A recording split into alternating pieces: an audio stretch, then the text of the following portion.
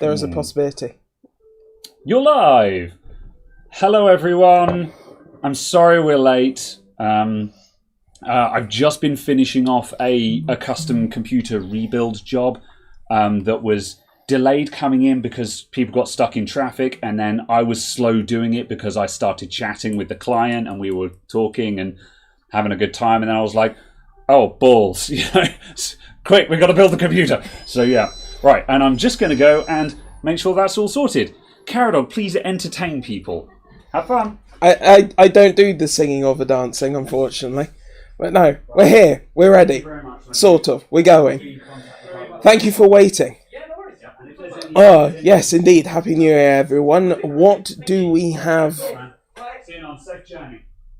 to go? Yes. Waffling in progress. Is this like live stream number 4 or something? No, you set it to 61. That's fine. Just because someone said, did you forget the live stream number? And I thought you'd set it to like live stream number 3 or something. It's at least somewhere in the right order. Who knows? Who knows? It'll be fine. It'll be good. Can I juggle? No. But apparently they say if you're ever set upon by clowns, you should always go for the jugular.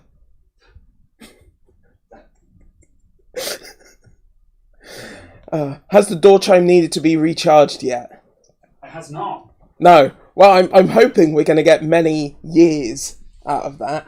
I don't know. Like, part of me is just like, should we check what the battery level is on? And part of me is just like, it's probably on 4.2. So yeah. Right, I think that's okay.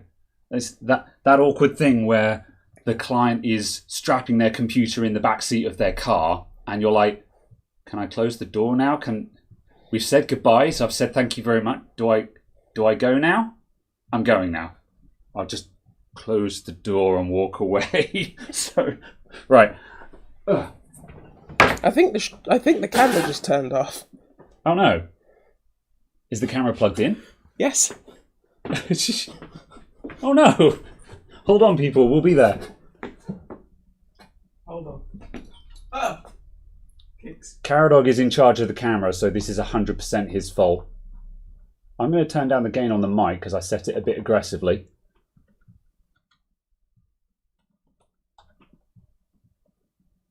There we go. The mic should be a bit less aggressive now.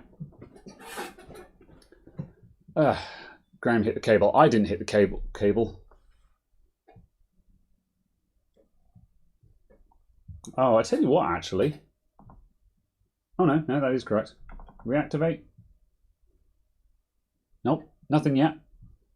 I'll keep talking so people know that the stream isn't dead. While Caradog pokes things on a touchscreen. Alright, HDMI is being replugged. There we go. Alright, we're back. This is going well. I'm glad I didn't plan anything adventurous for today. I was looking around the shop looking for things to tinker with, because there's lots of things to tinker with in the shop, and I was like, no, it's the first stream back. Let's just do a waffle stream so there's no obligations. Keep talking and nobody explodes. Exactly that. Right. And more depth of field. Absolutely. That's how you know we're using an expensive camera, right? Yes. Yes. Good.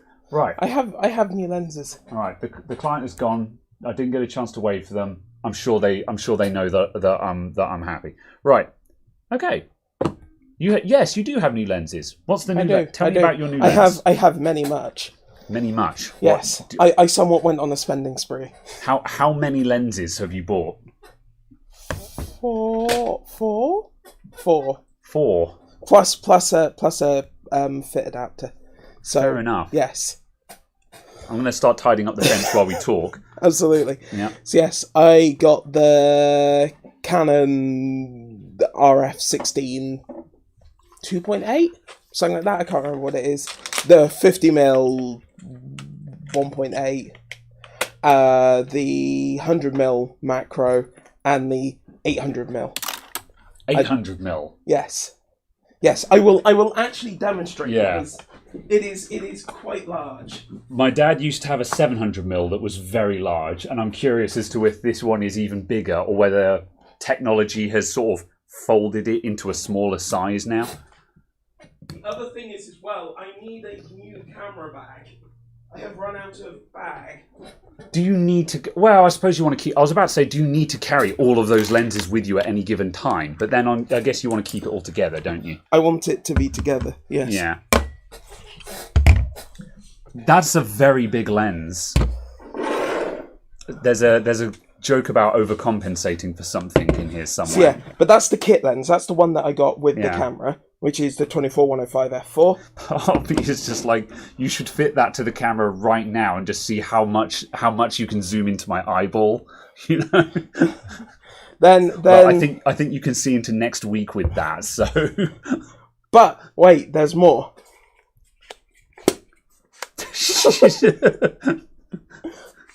.007. You know. So yes.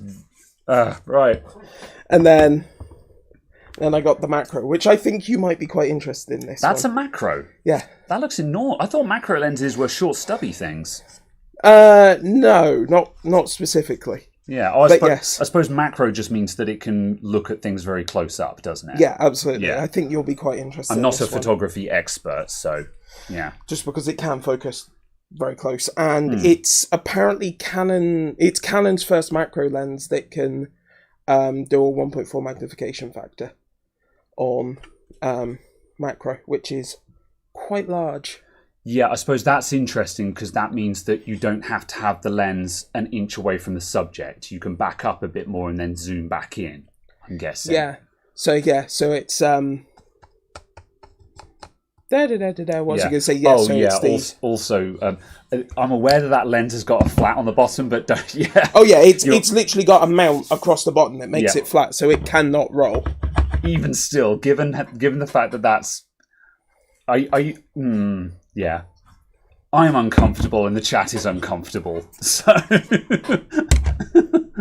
I feel like that's just worse because now it can get hit more easily. I guess. Either way, fine. Yeah. There. See? Are we happy now? Yeah. Oh, right. Yeah. Was that the EF mount one, Mark? Because this is very much all the RF mount stuff for the mirrorless system. Where Canon's like, we're going to re-release everything and charge double.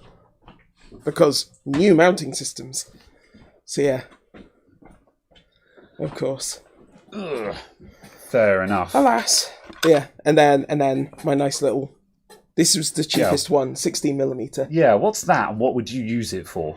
I got it because it was the cheapest way I could get wider than this. And just having wider means using the digital stabilization in the body when it actually crops in, means it's still a wider image. So it's still more usable for room shots and stuff. So it just makes it easier to use this with that, and then you can walk with it more easily. Yeah, that makes sense, because before Christmas, we were, while I was doing some stuff in the evening, it was after one of the podcasts, you were experimenting with trying to do sort of walk-arounds of the shop. Oh, yeah. I was kind of planning out a flying camera. And it worked quite well. But the field of view was still just a bit like a wide field of view would have just really made it. Yeah, absolutely. It would have given a sense of space a lot better. Yeah. Whereas, because obviously, like, I'm used to using webcams which are like 78 or 90 degree field of view, which is massive. Yeah. Whereas obviously with an SLR, you're always lasered in on something. Yeah. So yes. It might be worth us investigating that, because I'm actually seriously, I'm going to do the shop to 100,000 subscriber special soon. Yeah. And it would actually be nice to actually say, can you come and do principal or B-roll photography on that? Just so we can make everything look really nice. Yeah, absolutely. But that was the main reason I got this, was because it is so wide. Yeah. It means that using the hyper stabilization option as opposed to just the normal IS of the body and camera, it's still reasonably wide. So yeah, nice. It was for that. And it was just the thing that surprised me was the fact that each one had a different filter mount size. I was just like, oh, really? Yeah. I thought you were gonna. I entirely expected you to standardize, but at the same time, of course not. That's the game, isn't it? It's just like it's like the old days of the Game Boy. With every new Game Boy that came out, they added in something that was essential. So the original Game Boy, you needed an accessory for literally everything. So by the time you were done, you had a handheld battleship. I love seeing the original ones with screen magnifier and the screen light and the speakers and the handout controller and the double battery pack on the back. Your NiCad battery sticking out like this, I love seeing them. They're great. And then the Game Boy, was the Game Boy Color backlit? I don't think it was. No, it wasn't. No, it was the Advance that first gave a backlit. Right. No, sorry, the Advance SP. Yeah, so. Then the Pocket came out, same issues. The Color came out, no backlight, again, still needed all the accessories. Then the Advance comes out, and it's really good, but still needs optional everything. Then the SP comes along, and it's got a backlight, and it's got a rechargeable battery. And then, did the SP have a headphone jack? I can't remember. Not a standard 3.5 mil one. That was it. So just to let you know that it was still made by Nintendo, they took off the headphone jack, so you needed an accessory for that. And then finally, the Micro came along that had rechargeable battery, backlit screen, and a headphone jack, and it was an inch from edge to edge. But the Micro it needed the magnifier for you to be able to see it. Yeah. Oh, the SP was frontlit. Oh, yeah, that's true, but arguably splitting hairs at that point. But yes. The SP at least had some level of illumination built into it. That's surprisingly light. Yeah. Yeah, that's a lot lighter than I expected it to be. I guess that's technology for you, isn't it? Yeah, and also it's a fixed aperture. So there is no aperture control whatsoever in the lens. It's just fixed at f11, which obviously takes out another layer of motorization and stuff, which makes it lighter and cheaper. Yeah. Very good.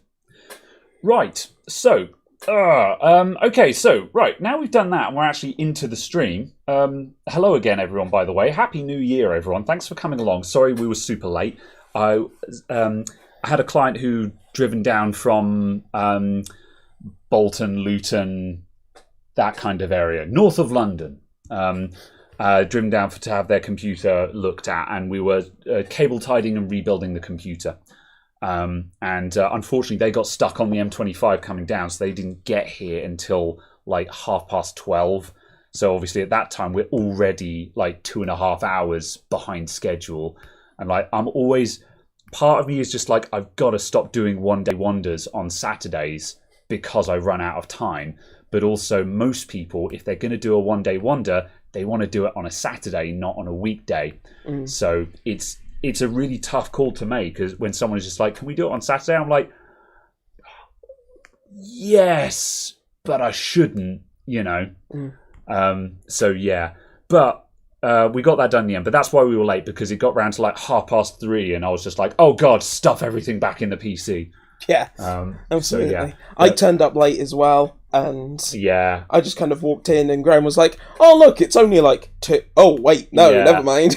So that's why we were late, but it got done. So yes, yeah, it looked good. It looked good, especially given the difficulties. Bolton, Luton. How bad is my geography? I don't know where any. If it's above the M4, I don't know where it is, because it's just the north. Yeah, anything above the M4 is the north, with the exception of Oxford and Cambridge, which are remote satellite southern towns. That's what I'm going with. Oh God, this is starting to sound terribly classist. So yeah, that's a thing. Make it a part of the stream. So how many of your relatives went to Sandringham? I don't know where that is. I could be lower middle class and southern. That's allowed. I don't know. I'm from Sandhurst, man, and that's where the Royal Military Academy is. So that's my middle class roots, I guess. How many of your family were officers then? None. Oh, okay. So Never yes. mind. For anything below Birmingham is south. Yeah. Well, I guess as far as everyone is concerned, anything below where they live is south, and everything above where they live is the north. I know some people who are just like, if it's above the A303, it's the north. Anyway, yeah. Arnold G, to answer your question, that HP did get sorted in the end. There's no, I'm a little bit sad I didn't do a video on the HP Elite book that I was working on yesterday. Anyone who was in the Discord would have seen that I was having a meltdown in tech support 2, where I was removing a BIOS password from a HP Elite book and I bricked the laptop. And I was just like, oh no, it's happened. I was dicking around with it for about 3 hours, and then I was like, I knocked a resistor sideways. Put the resistor straight, started working again, did the password removal, and it was all fine. So it was, would have been a good. There would have been some kind of video, but yeah, it was. It sounds like it would have been a video of you looking at something for 3 hours, going,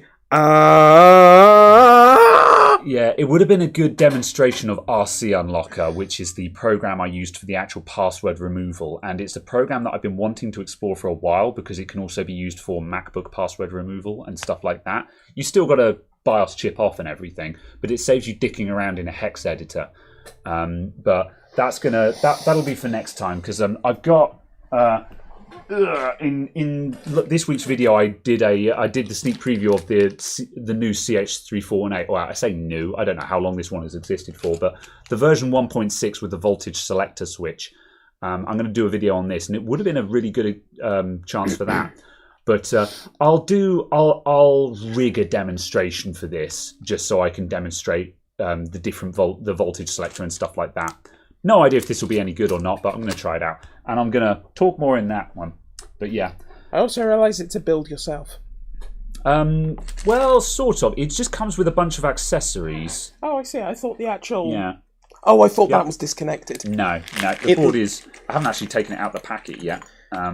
But yeah, no, it's fully assembled. It's just come with... Has it come with useful adapters, actually? Actually, it has. Look at that. It's even come with little BGA adapters. This thing has actually come with that's WSON 8, and yeah, it's come with adapters that will fit WSON and SOP 8, which are the two that you basically need. So it actually comes with the adapters that you'd want to use, and weirdly, it comes with a DIP adapter. I don't know why you'd need that. I guess you could put that on, or you drop that straight into the socket. Anyway, I don't know. Either way, it has bits. Yeah. I don't know why it's got what looks like an IR sensor on it. Like, I don't know if that's because you want to keep your distance and trigger it remotely with a selfie stick or something. I don't know. Start flashing. Yeah. Oh, it's because it's an IR interface, because it's a serial controller. So you can actually use this as an IR controller, and you could do wireless printing with it. So back on my Sony Ericsson. Yeah, when I was in college... And they had IR printers. Yeah, because when I was in college, obviously you had to go and buy printing credit from the sysadmin, but all the printers had IR ports on the front. So for the 2 or 3 of us in the class who had laptops back then with IR on them, because your Toshiba Tecra had IR back in the day, we could print for free across IR. And so all of our mates would come to us and be like, can you print my 23-page... coursework for free with your stupid wireless IR thing? And I'd have to just leave my laptop covertly in front of the printer, but with a gap so it didn't look like it was printing across IR. And then now and then someone would walk in front of it and the printing would stop for a sec and then it would keep going. So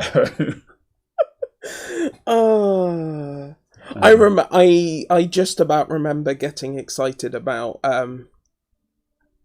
wireless, like 802.11b, actually starting to be a thing, and having a laptop that didn't have it, and then having a USB cable and a little dongle on the end, and then being like, Yeah. hello? And Yeah. the access point being like there, the other side of the room. You're just like, Yeah. connect, signal, please. Yeah. Oh man, it was a very exciting time when that stuff was coming in, because it wasn't really useful and we couldn't really use it, but we could see how it was about to be big. You know, we were, I remember sitting in my mate's living room, and we had laptop. We didn't have laptops yet, but we were just like, oh, when I've got a job, I'm gonna get a laptop, and it'll have built-in wireless, and we'll have broadband, and I'll have an ADSL router with built-in Wi-Fi, so I can walk around the house with high-speed broadband. And by high speed, we mean 512 kilobits per second kind of thing, because early broadband was half a meg. If you were super poor, it was a quarter of a meg. Really? Oh. Yeah, 256 broadband was a thing. Very rare. My broadband, my first broadband was 60 kilobit. That's not very broad, if I'm honest. It was 60 kilobit. I was so excited. Yeah. But then that's it. Versus dial-up, it was still mind-blowing. Yeah, it was the thing that was mind-blowing to me, was the fact that I could download stuff on dial-up faster than apparently you should be able to. Because I could download it like six and a smidgen kilobits a second. And that's faster. And that's faster than the modem was supposedly able to communicate at. Yeah. It was always just, they were always redlining dial-ups, and I don't know enough about it. Yeah. Yeah. And it was just, never understood quite how that worked. But yeah. And I remember trying to play multiplayer games over dial-up. It being Age of Empires 1, I think had it. It might have been 2, but one of those, trying to do that over dial-up and trying to find people to play with was very difficult. I played Worms Armageddon over dial-up. And I had a lot of hours in that, and there was a big community. There was a big Worms Armageddon community over dial-up, and that was kind of rad. Thomas Alaskan, hello. Just to answer your question, will I ever do a kit build video again? I would like to. I'm looking. I need to find some good kits. I'm actually open to suggestions on that. If someone wants to send a Nixie cock kit, I bloody wish. I might do. I actually recorded a video for it's nicknamed a Nixie clock, but that's a complete bastardization of terms. But I don't. You may or may not have seen them. So have you guys. But it's a standard clock build with a base, so it's like where you'd have the Nixie tube sticking up, but instead you have plastic panels with LEDs under them, and the plastic panels have got numbers in them in the Nixie font, and it lights up the appropriate panel. So someone brought in a big one of those just before Christmas. It was like 30 or 40 about 30 centimeters long, I think. It was quite a big one. And they said, "Oh, can you build this for?" They weren't expecting it to come in kit form, and they said, "Can you build it?" And I did build it, and I did record a video, but it was a bit of a mission to build, and the video, I don't know if the video is going to get made or not. I was actually at the same time I was doing a review for this secure soldering iron. I've got 2 of these, and I've been sitting on them for like 6 months. Sorry, Secure. I've been meaning to do the review for this, and I recorded the review for this and built the clock.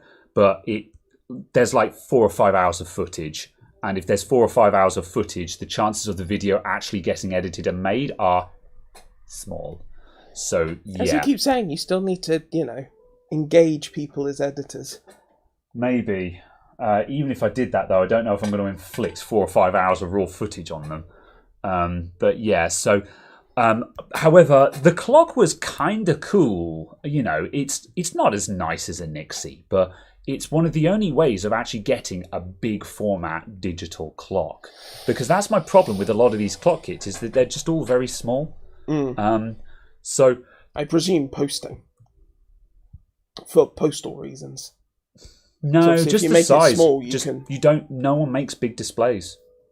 That's the thing. Like 7-segment LED displays, about an inch tall, is as big as they come.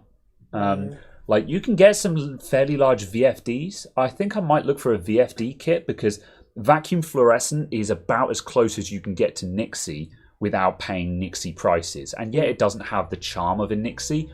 It has a different kind of charm, but it's still a high voltage fluorescent display, which has got that same retro feel to it. So what you're saying is every time a new number initializes, it goes...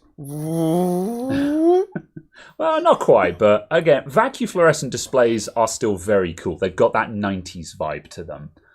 Because obviously, for those of you who haven't seen them, if you ever had a VCR or or maybe even a DVD player in the 90s or early noughties, it probably had a vacuum fluorescent display on it. So yeah, the fake LED neon can't beat the real thing. Exactly that. So yeah, I've got. I almost prefer the LED tape now. Some of the very recent ones I've seen, I almost prefer it. I think for tape and neon stuff, they've actually got it to the point now where the lighting is even enough that it is superior to neon. I think certainly for doing projects yourself in the home. Yeah. For buying something, I think neon is better. If that makes sense. If I'm buying a finished product, I'd want it to be a neon one. Yeah. If I'm buying something because I go, I want to do a this, I want a lighter that. Yeah. Absolutely, I think the LED stuff is so close to it that the increased convenience of not using high voltage transformers and glass tubes. It's so easy to drive LEDs that if you're trying to DIY, it's a no-brainer. Yeah. Which is why just a lot of large format kits now just use LEDs to replicate something cool, because it's so much easier. Yeah. But at any rate, so one of these quote unquote Nixie clocks, I'm gonna mock that term because it's, come on guys, it's I don't like that term, but that's what people are calling them. Anyway, I might buy one of them because it's about £30, £35 from Banggood, and it is genuinely fairly large format, so I could put it in the shop. Because Matt did one, Tepmone did one a while ago, and I remember it being more than £100. Oh, really? He might have had a really nice one, and it might have been really, really big. Yeah, but, I don't know. It was just a case. I was like, certainly, that's kind of nice, but that's also too much money for me to be interested in. I mean, £100+, you're getting into the territory of genuine Nixie clocks at that point. Are you? Yeah. So I expected them to be way more than that now. Yeah, actual Nixie clocks, £150 to £250, so probably like $200 to $300 maybe. That's really? That's the kind of price I'd expect for genuine Nixies. But your Nixie tubes are going to be maybe an inch tall, so it's not going to be big format. Just big format Nixies. Big format Nixies exist, but they're artisan products and cost hundreds and hundreds of dollars per tube. I was saying this in the Discord a while back when I think it came up in the Retro channel or something like that, and I basically said I still don't understand why China hasn't spun up a Nixie tube factory.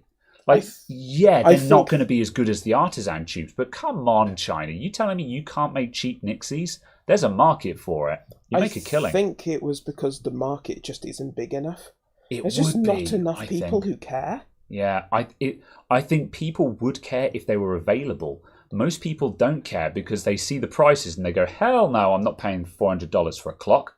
But I think if they were available and they were available cheap, even if the Nixies were a bit naff and only lasted 1,000 hours or so, if they were cheap, so it didn't matter if you had to replace a tube now and then, I'd still go for it. I guess I'm coloured on that only because I'm like, even if it was £1 a tube, I'm like, or I could just have a wristwatch.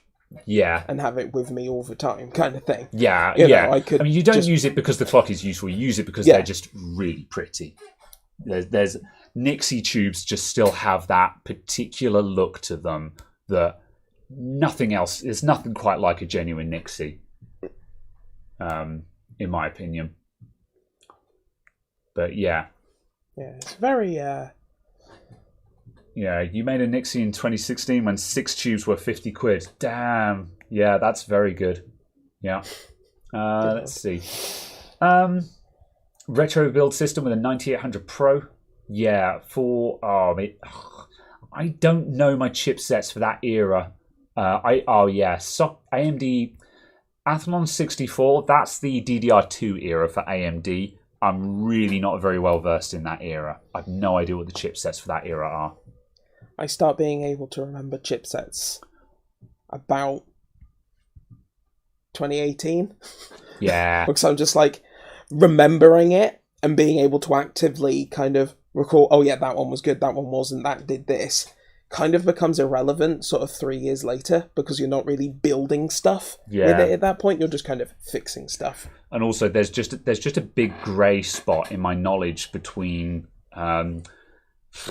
basically between, I guess, 2005 and 2013-ish, where I didn't build much. So because I was building very few computers, I just wasn't really paying attention to what was out there. And, you know, I barely knew my graphics cards very well. I've been fixing computers professionally for my entire career. But when you're fixing computers, that's a very different animal from building custom builds, because doing repair work, you don't care what's in the system. You just fix whatever's broken with it. If the hard drive has failed, you put a new hard drive in it. Yeah. Repairing stuff doesn't mean you know a damn thing about building custom computers. So, yeah, it's only been in the past 5 years that I've actually been paying attention to the custom build scene in any meaningful way. Yeah. It's that difference, isn't it? Because obviously when you've got something in front of you to repair, you're kind of going, you can look up a specs sheet for that thing and go, well, I need something that's compatible with this. What was compatible with this? Oh, these things. What's even available on eBay? What's even available, say, Facebook Marketplace or something? Yeah. Completely changes the... Yeah. Vladimir says, interest. Nixie Tube's PC case display showing your 12900 KS clocks at 5.5 gigahertz. That'd be super cool. Yeah, that'd be very cool. And I guess if you've got the money to buy a 12900 KS, you've also got the money to pay for the Nixie Tubes. How Nixie Tubes in a little 5.25 inch bay. Yeah. Oh, I wouldn't put it in there anymore. God, It pops up in the Discord now and then. People share. I mean, the epitome of it is that bloody thermal take expansion bay with the cup holder and the cigarette lighter. You know, just I remember a time when it was just the meta was just filling up your 5.25 inch bays with tat, and you know, like I had stuff in there as well. You had your fan controllers with the LCDs on them and stuff, and I think everyone had stuff at that point. Because that's the thing, is just back in those days, we had like 3 or 4 5.25 inch bays, but only ever had maybe 2 DVD drives. And the only reason why you had 2 DVD drives was just to fill up space, because no one ever was duplicating CDs. Well, okay, there was a super niche, and I say that because you were probably in that niche. No, I was just super excited. The only reason I had 2 is because I had a drive, and then I managed to inherit a CD burner. Oh, you know, one of these CDRW. One of these CD burners that could write it like 2x. So it's like, haha, I'm going to fill this CD. Did it have a buffer? Approximately 18 hours. Yeah. Did it have a buffer on it? Because the early CD burners were unbuffered, the hilarious thing about that was because I had a 4x burner at one point, I think, in the very early days, and I was still in secondary school, so I must have been maybe 14 at the time. This would have been late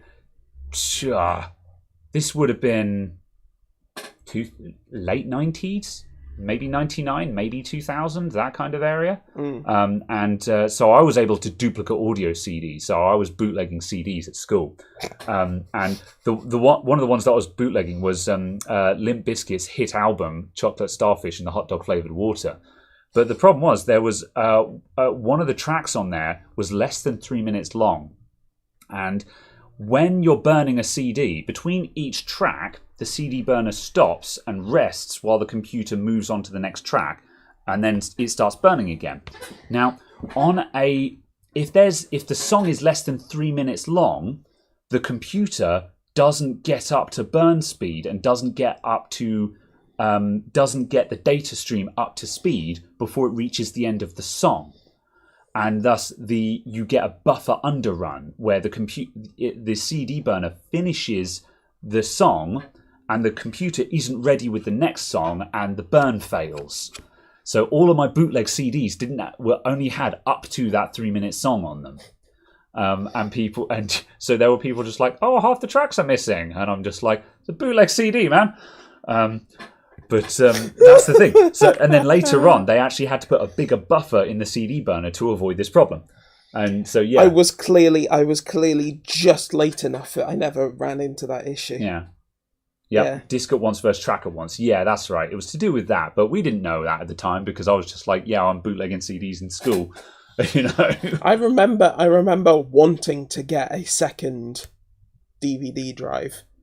Because I had the wonderful idea. I was like, oh, I know what I can do. I can have a Love Film subscription. They can post me DVDs. Oh, yeah. And I can have copies of them. Yeah. I was doing that, but I was renting from Blockbuster. Blockbuster were a thing back then. Yeah, and I was renting DVDs and ripping them at the time. And then... I still love the story of the fact that apparently Blockbuster were offered to buy Netflix for like... $1,000 or something. Yeah. And Blockbuster went, no, that'll never happen. You'll never work out.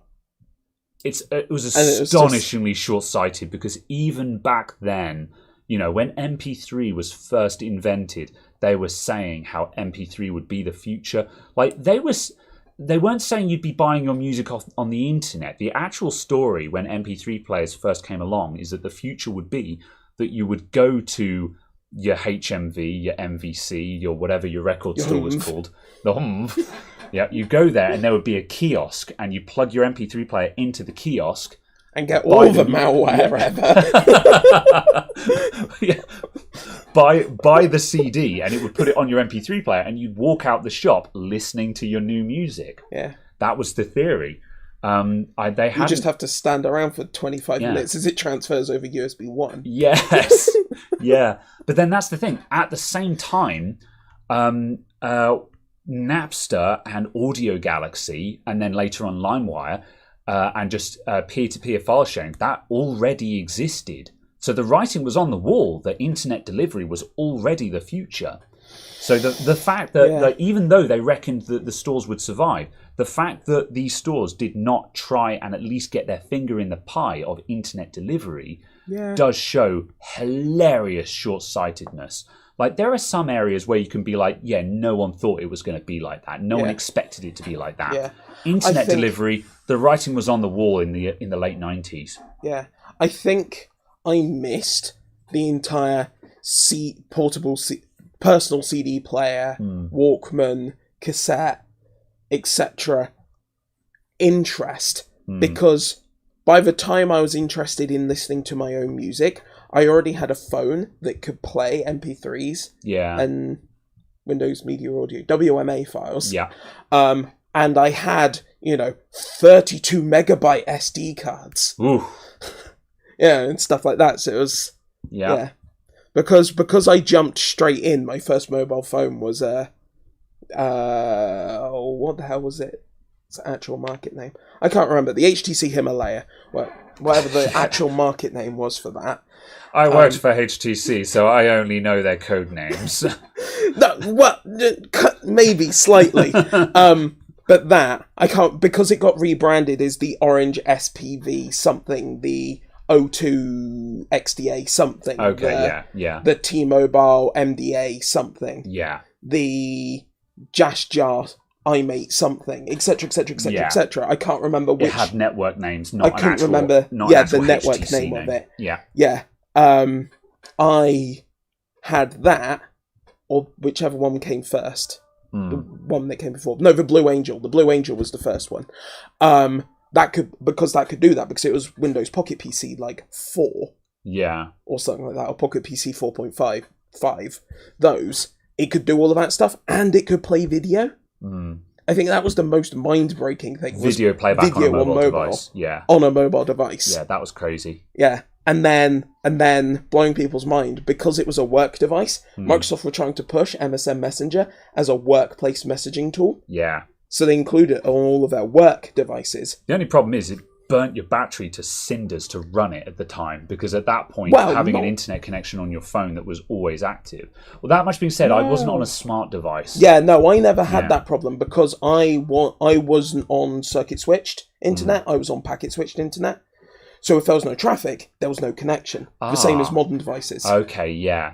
So with MSN Messenger, because it's a kilobyte of data per message, it would go, wake up, poll, turn off. Yeah. Whereas on the WAP devices and stuff like that, because it was circuit switched, it was always on the time it was on. Yeah, that's what I was burning power. Yeah, because when I first got, I can't remember the name of the app, but I found an app that was a mobile MSN Messenger, and I was like, this is awesome! I can chat to my friends from my mobile phone.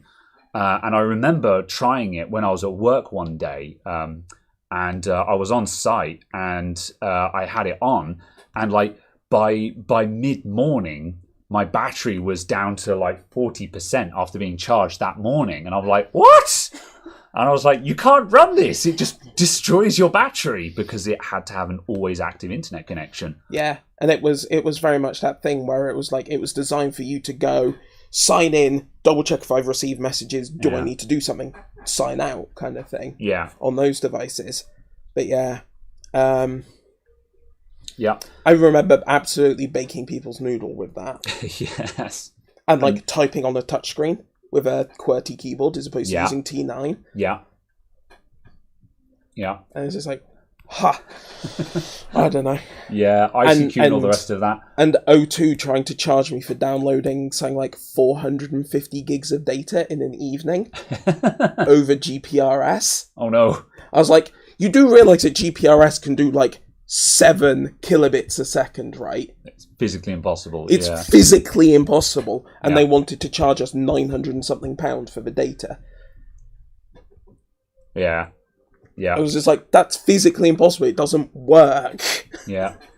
El Snarko said, when iTunes came along, hang on a sec, I'm going to scroll back up to read that properly. Oh, that's a lot of scrolling. Oh yeah, El Snarko said 2001 iPod in the iTunes store when Apple was edgy and avant-garde. Yeah, I still say what you like about Apple. However, they nailed CD ripping and music library management. There's a reason why the iPod became the de facto what's the term when it device? What's a de facto standard? You know when we say a Hoover brand? Yeah, like, but a Hoover meaning a vacuum cleaner. Name? Yeah. Colloquial is, I don't know. Like you don't get a van, you get a transit, right? You know. There's a term for this when you use it when a brand name becomes synonymous. Wrong? I don't know what point you're gunning for, but yeah, okay. There's a term when a brand name becomes synonymous with the thing that it is, you know, and yeah, the iPod. Oh no, don't talk about Bonzi, buddy. Anyway, when the iPod became the term for an MP3 player, like again, it's the same with an iPad. People say I've got an iPad, and it's like, no, you have a Samsung tablet. But iPad is such a ubiquitous thing. Oh, God. I thought you were saying someone said, oh, yeah, I have an iPad, and they've just opened their laptop. I thought that's what you said. No. It's like, oh. Yeah, ubiquitous, brand associate, whatever. Anyway, yeah, the iPod became the ubiquitous term for an MP3 player, because that's the thing, is just... Did it even actually play MP3s? Yes, it did, but that wasn't the default format, though. The default format was always AAC. However, AAC was superior to MP3 at the time. It's advanced. Yeah, later versions of MP3 would catch up and be just as good. Yeah. However, AAC was actually better at the time.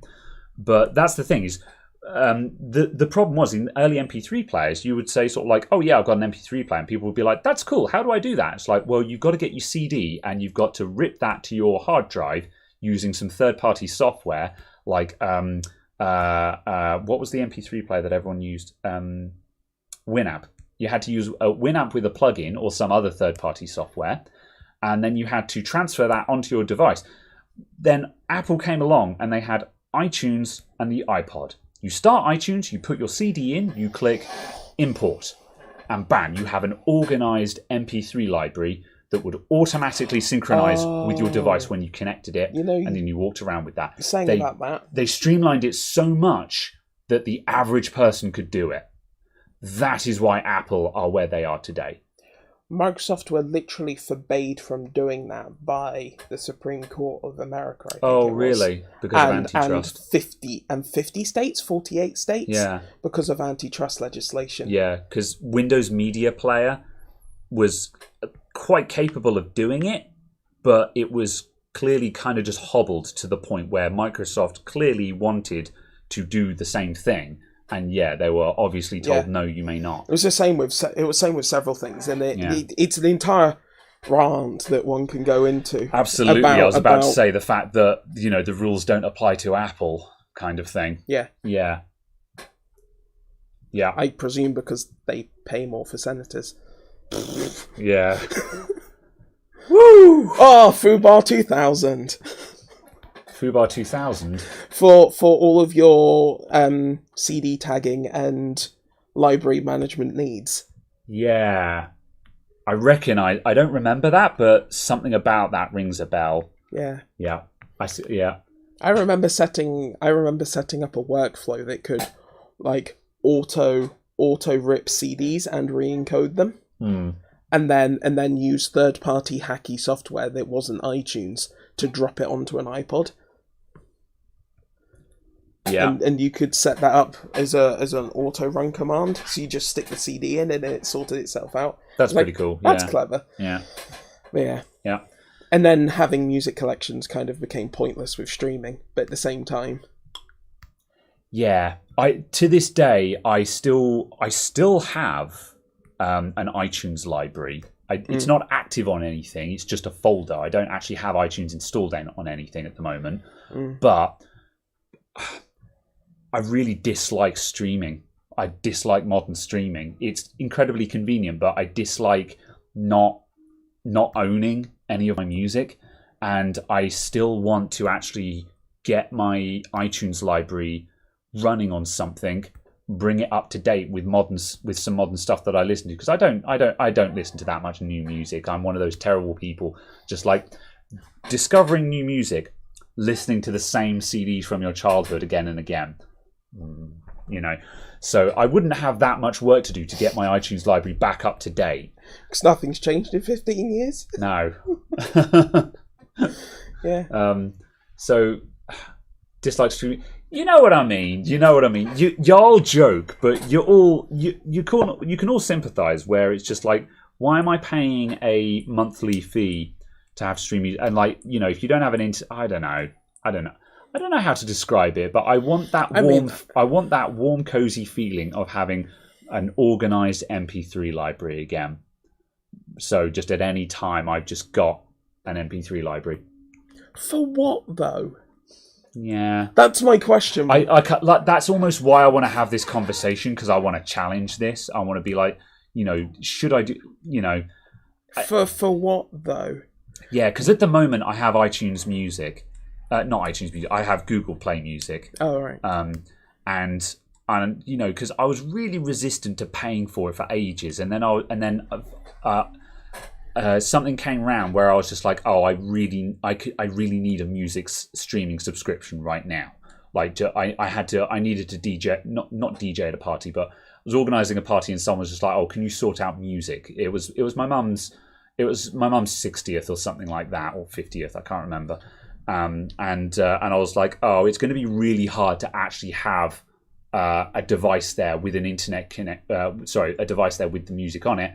Whereas if I just had Google Music on my phone, I can just stream it all off of my phone to a Bluetooth speaker. Job done. So I bought that, and then I just never unsubscribed. And now I'm at the point where I'm just like, if I unsubscribe, I'll lose access to all of this stuff that's in my stuff I regularly listen to. And I'm just like, so I guess I'm married to Google Music now, or just a music streaming service. And and I'm like, is that a problem though? I don't know. I don't know. I have been subscribed to Google's music streaming platform of the time since just before they had a music streaming platform in the UK. Yeah. Basically, because of working at HTC and so on, we got tied into all of the other projects and things that the companies that they were associated with were doing.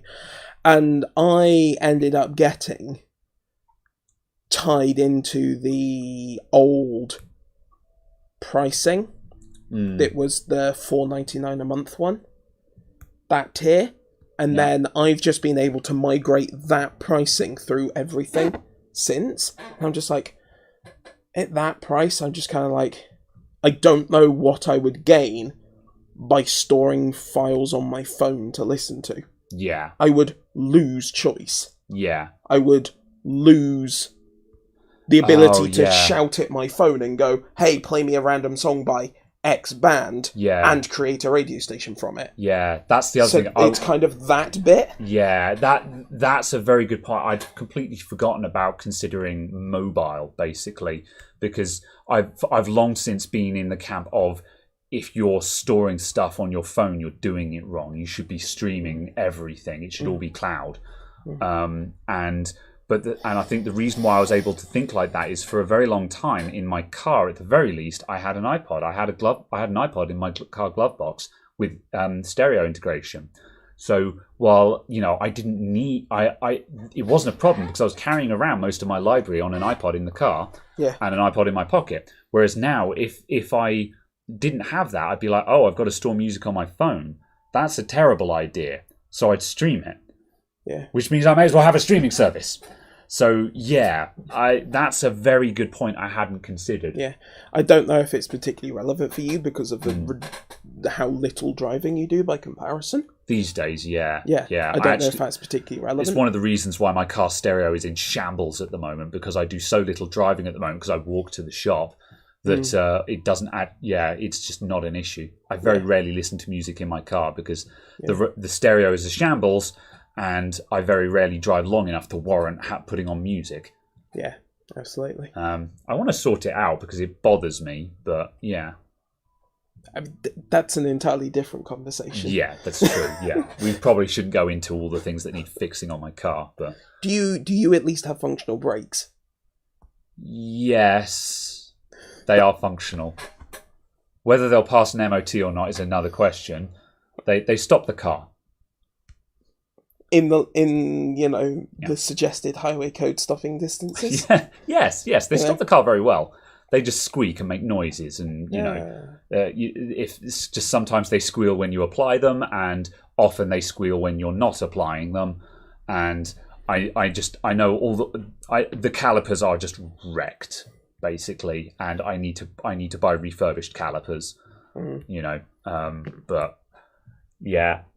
We probably shouldn't talk about all the things that are wrong with my car.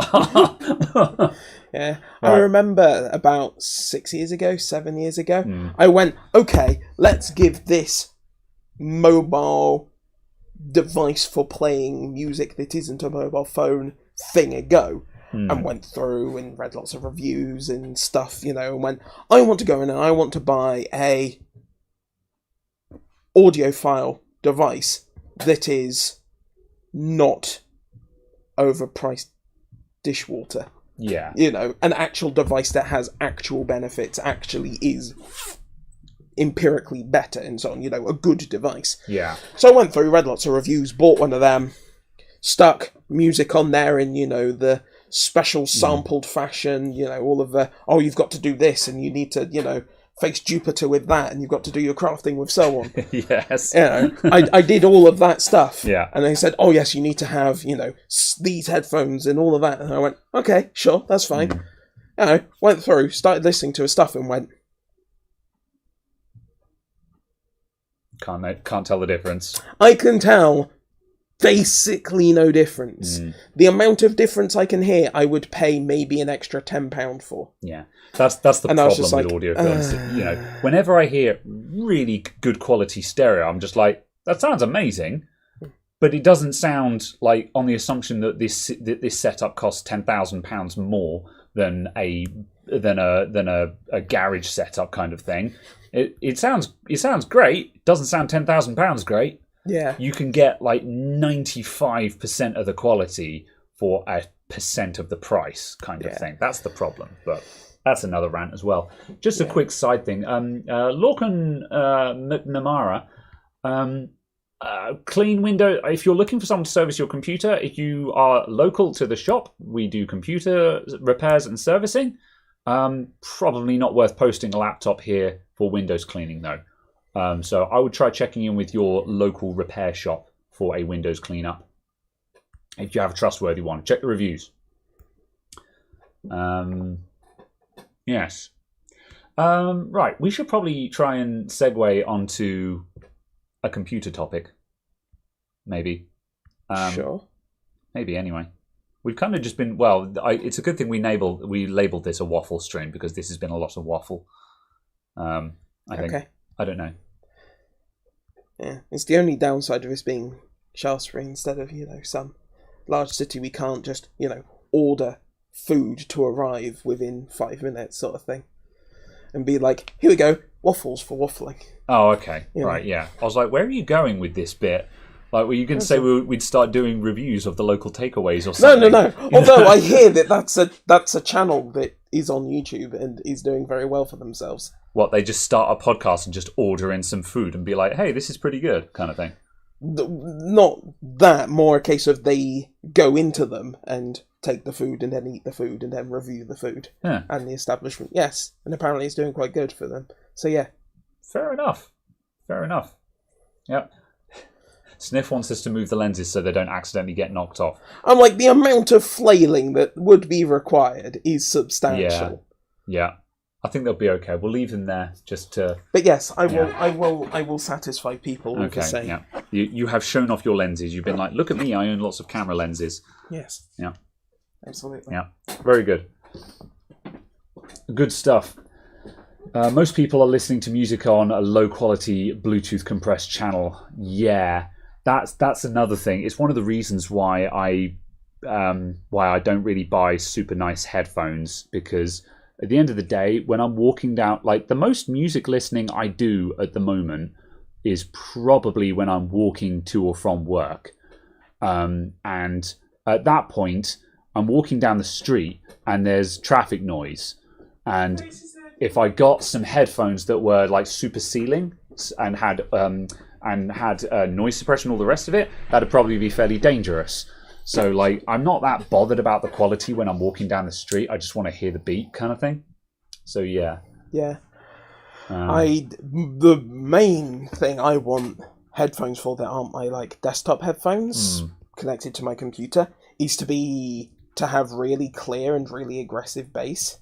Because if I'm listening to something away from my computer, I want the bass to be massively over the top, but actually clear. Not the muddy wobble mess that you get on some devices. But it's just a case of I use headphones like that so infrequently, it's not worth me spending any money on. Yeah. Because that's the other thing. That probably suits as well, because I generally want to use on-ear headphones, because then you don't get the ceiling, so you can hear around yourself quite a lot. And also they're not too big, because, like I'm not a style master, but at the same time, I don't really want to walk down the street with a massive pair of ear defenders on, kind of thing. Just some on-ear headphones are just fine. And plus, aside from that, just because it's just not comfortable to wear a massive pair of cans while walking down the street, I don't think. I want something that is small and I can just brush off my head when I walk into a store, So, yes. I'd like to not have funny ears so I could actually use in-ear things. Yeah, I don't know how I feel about in-ear these days. Certainly for like being able to wear them whilst walking around the office and at home and stuff. I'm very, very tempted by some modern wireless earbuds. I have several pairs that you can sample. Yeah, if you remember. Because you went through a phase of hunting for some, didn't you? Yeah, because I was hunting for some because we got new telephones in the office that have actual full Bluetooth support. Amazingly. They actually have full codec support. And I'm like, nice. They actually work with normal Bluetooth. Yeah. Good God. Also,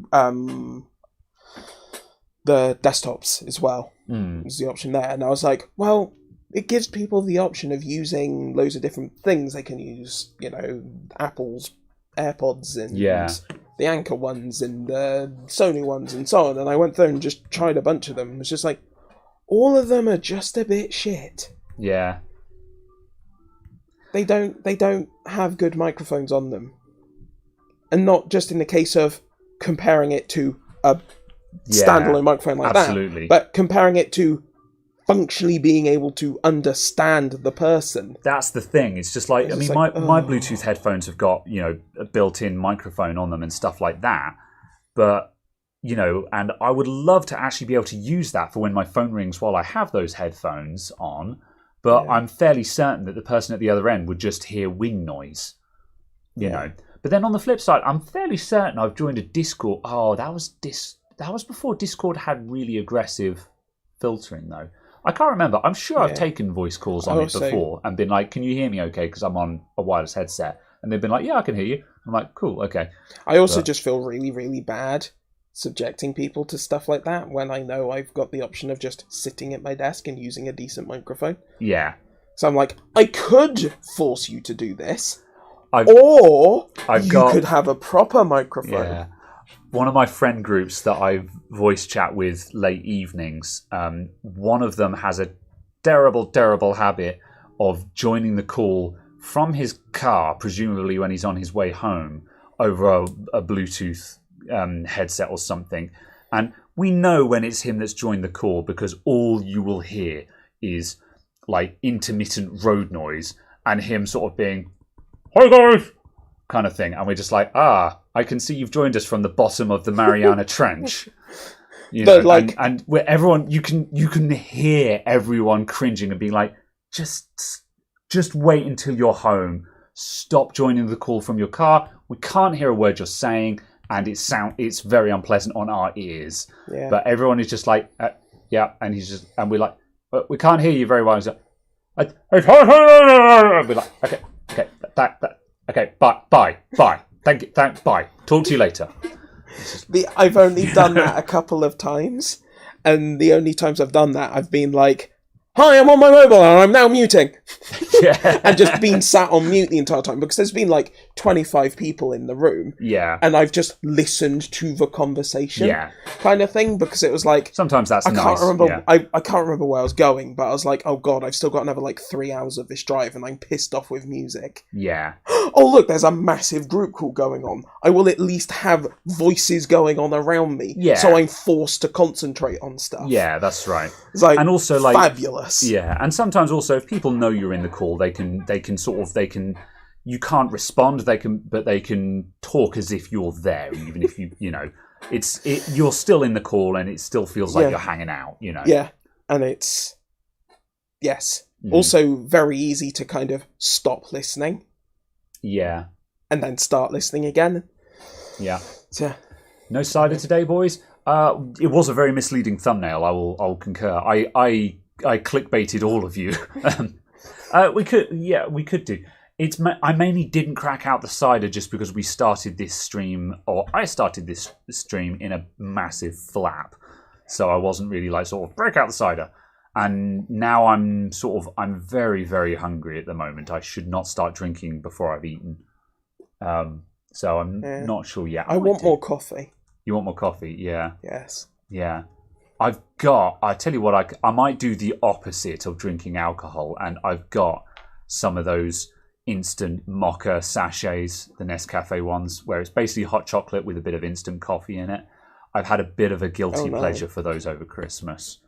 And I kind of want one of those. They sound terrible. They're fine. It's just a hot chocolate with a bit of instant coffee in it, and I actually find them really cozy.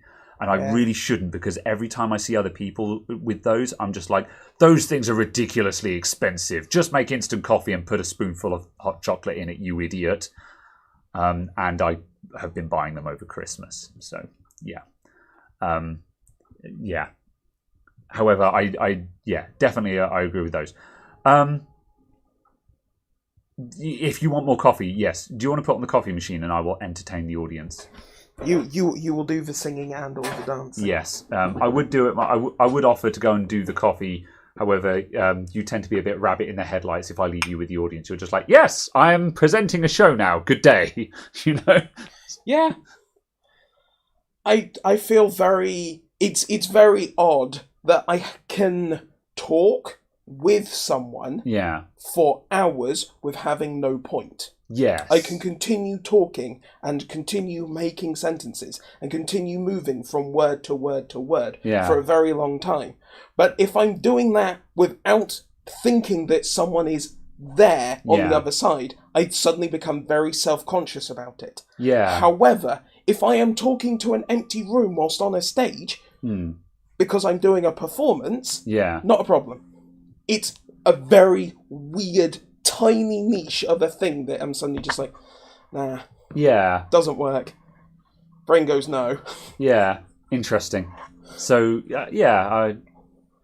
interesting. Go and do the thing. If you could boil the kettle for my stupid hot chocolate mocha thing, Tar. So, Yes, I have a kettle. It should come as no surprise when I have or do not have certain things. Why not order in something? Oh, it's tempting. I need to check in with my partner actually and see what I'm doing for dinner. Anyway. No, I'm sorry, but these are very pretentious. They do not say how to make. They do not say instructions. They say how to craft the perfect mocha. I saw that earlier on today, actually. I was making a regular coffee, and I was just idly looking at the side of the box while I waited for the machine to warm up, and it says on the... Pass it here, or put it in front of the camera. Is that... Yeah. How to craft the perfect mocha. And show them the front, just so they can see what it is. Yeah, it's these. I'm sorry, it's a guilty pleasure. They're cozy. Yeah. So, yeah. Right. Is bitrot now a thing for 5 to 10-year-old electronics? Yeah. Arnold G was talking about this earlier on. Arnold G, also known as Lead Farmer in the Discord, he doesn't think it was bitrot on the video this week. I'm not convinced. When I said, the bitrot theory is just a grasping at straws theory.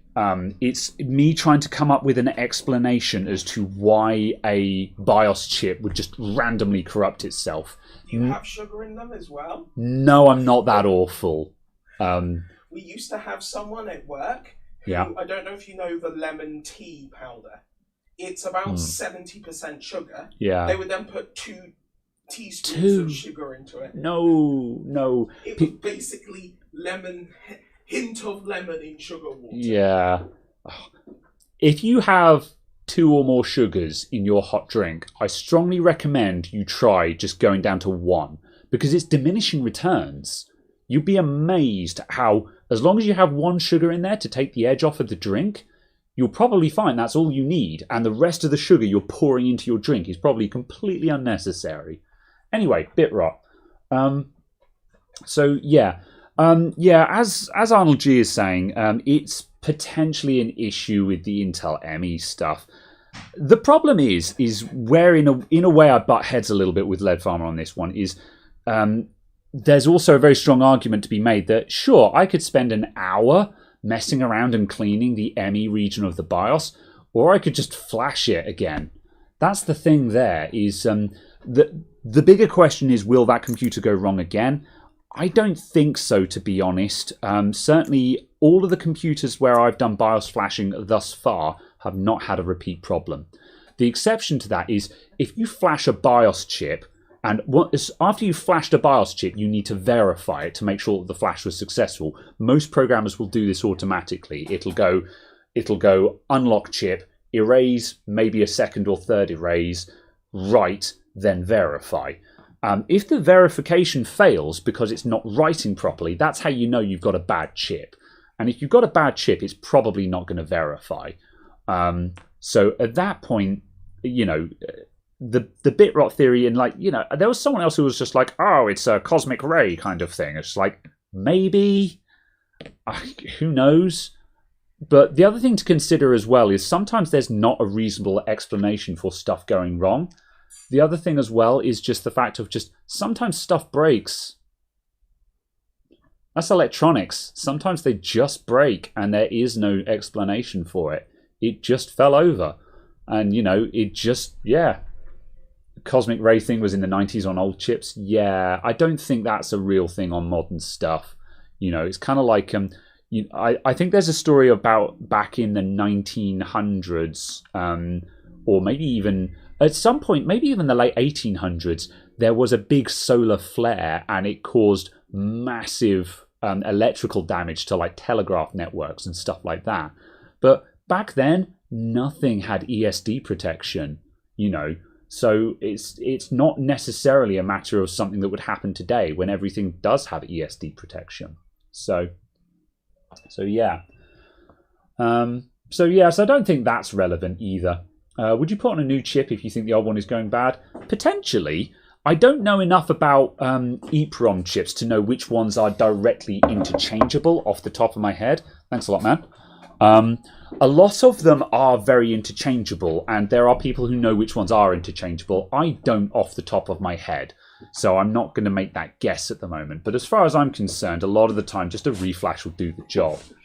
So yeah, Clean ME is important on Intel laptops.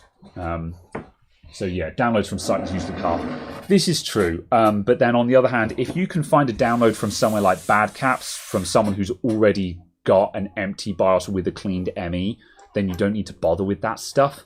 So that's the thing. It's just like, yes, you can do all of this stuff. Do you actually have to? Maybe not.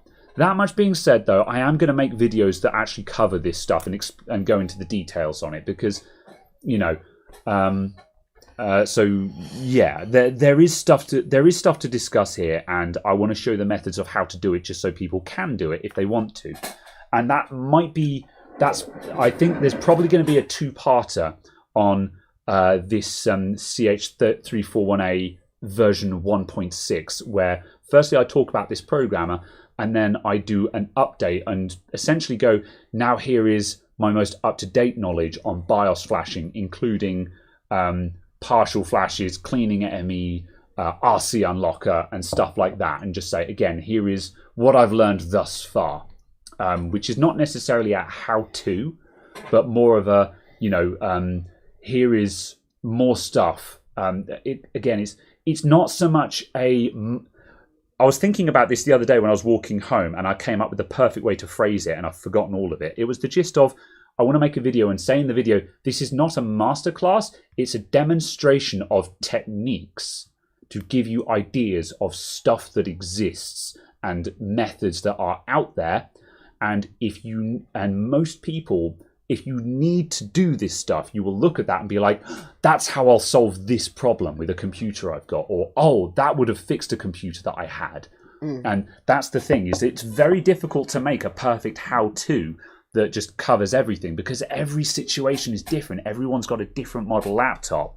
I think what I want to do is just make videos that demonstrate certain techniques, and the people to whom it's relevant will look at that and be like, that's good, I'll remember that. And they won't necessarily remember how to do it, but when they need to do it, they'll know that there is a video out there that exists. They'll know there's a tool out there that exists. Yeah, and highlighting that something even exists. Yeah. Is a massive start point, because some of the time when you're searching around a problem, you're like, I don't even know what the solution is that I'm trying to find. Yeah. I just know that a thing must exist. Yeah. For this problem. That's right. And I know that this is probably useful because I get loads and loads of comments from lots of people. I do get lots of YouTube comments that be like, oh, you're the best. You're the absolute master. Like, you're a genius. And I appreciate the compliments. However, I'm absolutely not the best nor a genius. However, clearly in this instance, there's two things going on. Is A, I'm clearly not too shabby at explaining things, so I'm able to convey information in a manner that people are actually understanding and taking on board. But B, also, these are clearly people who haven't seen these techniques in any other videos yet, and it's new to them, so it's blowing their mind. And so that's the trick. Obviously, they're obviously the target audience for people who don't know that this stuff exists. And yeah, I'm not like, folks like Lead Farmer and Wild Floor Lamp, which is his literal name, a wild floor lamp, in the Discord, they're absolutely fantastic at what they do, but they're not on YouTube making videos. So if I can if I can learn the information from them and say, right, I've been learning from some other people who are really good at this stuff, here's what I've learned from them, we can get that information out on the internet, and for the people who haven't seen it yet, they can be like, now I know this exists. Yeah. Has there been any comment on there being less jankily sourced flashing software?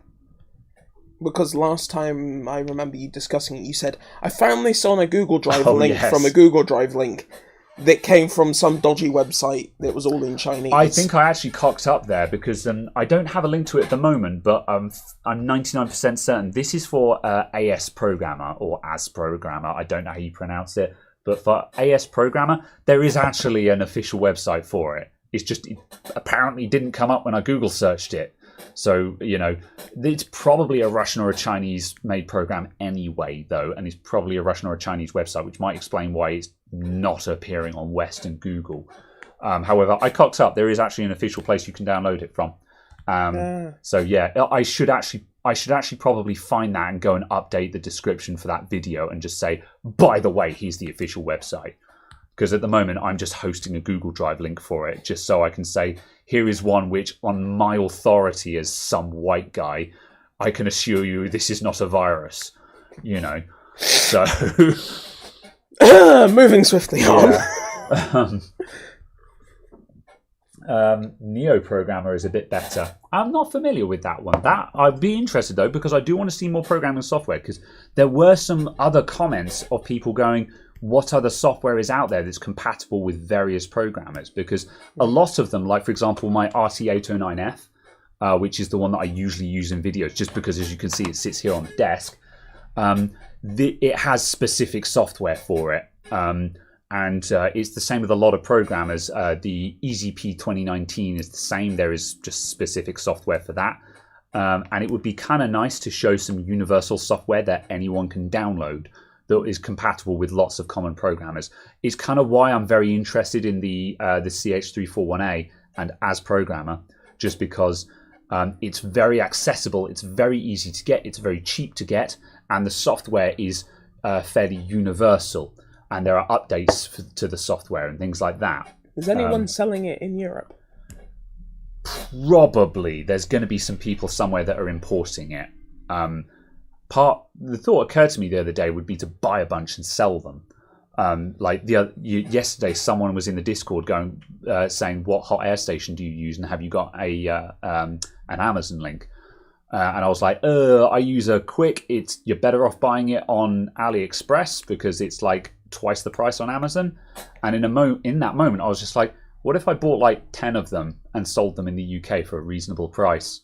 And just made 20 quid profit on each one of them or something like that.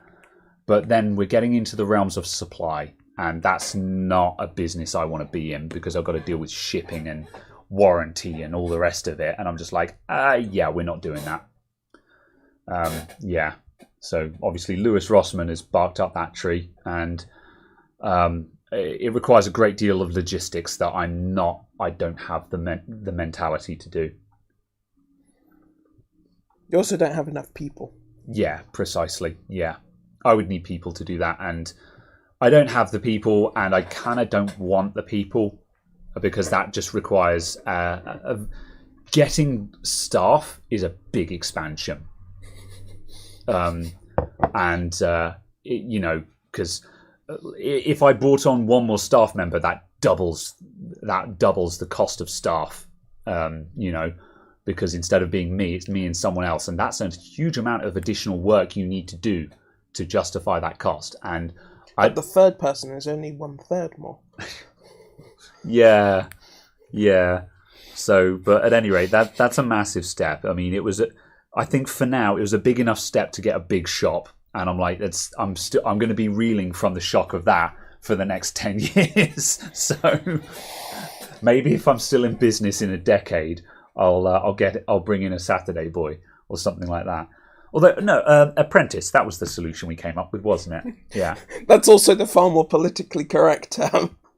What, a Saturday boy? That's not an offensive thing to say. A part-time... No, but saying apprentice infers that you're imparting value to them. Are you saying that Saturday boys are not valuable? No, I'm saying they are not valued. Yeah. I'll have you know they make up the entirety of the staff at PC World. So, zing! I'll have you know that PC World isn't a thing anymore. It's now just Currys. Oh, yeah, Currys, yeah. Yeah. Or what's the name of the American one, just so they understand the joke? Walmart, yeah. Where do you buy your computers from in America? Best Buy? Yeah, something like that. I don't know. Which one are you going? Are we going with the good one or the bad one? Is there a good one? I don't know. There's Micro Center that everyone says is good. Yeah, Micro Center looks really cool. I wish we had a Micro Center. I am genuinely considering going to the flagship store in California next time I'm there. Yeah, I would, because it looks awesome there, man. Just so I can purely say, as an English person, who would say, as a comparison to the stuff we have here, do we want Micro Center in the UK? It's the question that's been asked. Yeah. Although, I tell you what, the solution to that is Scan. Scan is our Micro Center, aren't they? No, because they've only got one store. Yeah, in Bolton.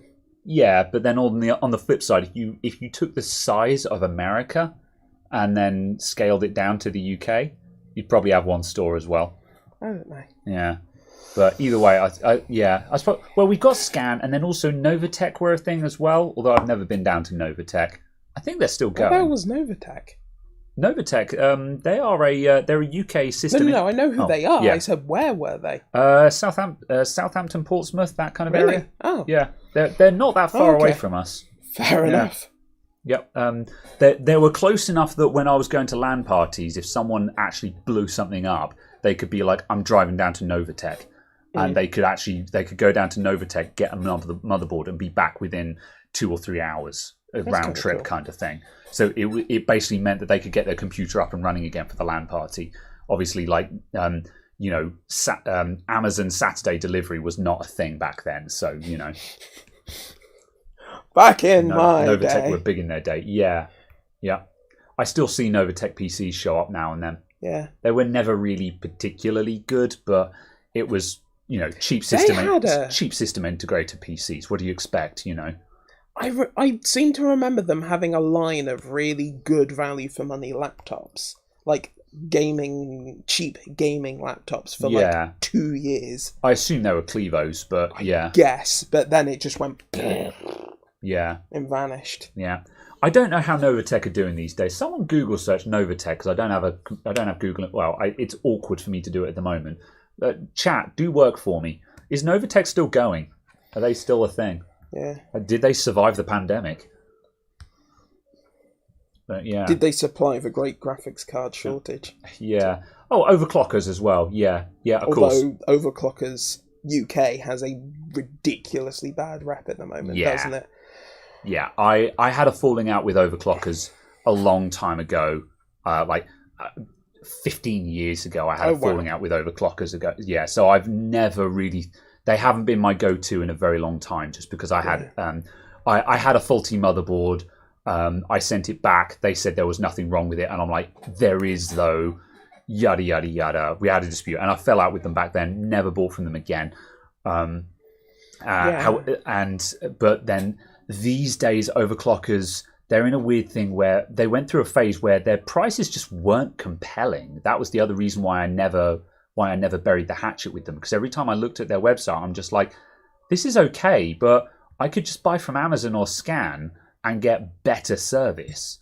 But I think overclockers at the moment, they kind of dug themselves a big old hole with the graphics card shortage. They're in a weird situation with that, because I have no idea what they're doing, and also they just kept taking millions of pounds worth of pre-orders for graphics cards, which they had no estimate for when they would be able to fulfill those orders. If they would be able to fulfill those orders. Like, I'll be impressed if they've actually fulfilled them by now, and they would have had they would have had hundreds of thousands of pounds, if not a million, in escrow, which presumably they're getting, I don't know. Yeah, Overclockers changed ownership a few years ago. Yeah. Yeah, and probably got bought by the German one, whose name I keep forgetting. Yeah. Mindflood. Okay. Oh, that's why someone said when it Mind came, Factory. Mind Sorry, Factory. that's it. Yeah. Mindflood is something completely different. Yeah, I saw Mind Factory, but I didn't understand what that was referring to. Yeah, Yeah, Mind Factory own Overclockers UK. Okay, now, yeah. And Mind Factory also own... Do they own Case King, or is Case King separate? I can't remember. Because I could have sworn it was Case King that owned Overclockers. But then saying that... I know. I can't remember. It's complicated and you have to actually look at stuff. But still. They still have a big UK presence, though. I mean, certainly Overclockers still had massive stands at EGX for the couple of years that I was going. And, you know, if you're going to trade shows with a big, massive stand, you're still doing well enough to be throwing money around. Yeah, absolutely. Because it ain't cheap to show up at a trade show. Absolutely. You know, Overclockers. I think they weren't doing so great for service and stuff, but they still had a lot of hearts and minds, because that's the thing. With a name like Overclockers, that was why everyone liked Overclockers, because, you know, just the brand name of Overclockers UK, this is the premier performance custom computing go-to store. You know? And I think it was a case of, because overclocking has become less relevant than it was, they've become slightly less relevant because that's what they were focused on. Yeah, because they were doing custom water cooling supplies and stuff like that. And again, there weren't many shops that provided the custom bits. Yeah, there was custom PCs. Yeah. I think custom PCs are still going there, but again, incredibly niche. But I think custom PCs just push even further into the niche. They don't really provide much in the way of components, but if you're building a boutique computer, they've got what you need, kind of thing. Yeah, and also I used to be very, very deep into the custom PCs community. They used to be my go-to shop before I had my own shop. Yeah, and then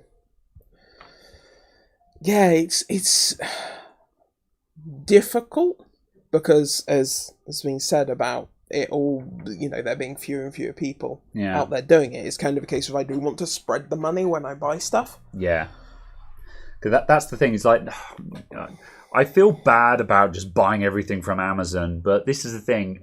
You know, once a month I get a call from someone and they'll be like, "Hi, I'm calling from insert some name here. We supply computer parts and components, Yo-Yo Tech. Yeah, etc., etc." And they say, "Oh, can we send you some price lists? Would you like to open an account? We have very good prices and stuff like that." And I'm like, the problem is, after I pay delivery costs and VAT and maybe a minimum order charge, you're going to be at best the same price as Amazon. And I could buy it from Amazon. Whereas with Amazon, I don't have to put together an order. I don't have to email anyone. I don't have to talk to anyone because I hate talking to people. On Amazon, I just search it and I go buy now. And I can just do that multiple times during the day, not pay a penny because I've got Amazon Prime, and it just arrives the next day in a box all together, and it's just, you cannot beat Amazon's level of convenience. And so, and that's what I say to them. I'm like, I'm sorry, but you cannot beat Amazon's convenience, and that is what is useful to me. And now I appreciate that I'm the awkward person here, because you probably provide excellent customer service. You probably could provide better pricing, but I don't want to phone someone up or write an email when I order parts. I think I want to click buy it now. I think the difference is you don't do enough of one thing. Yeah.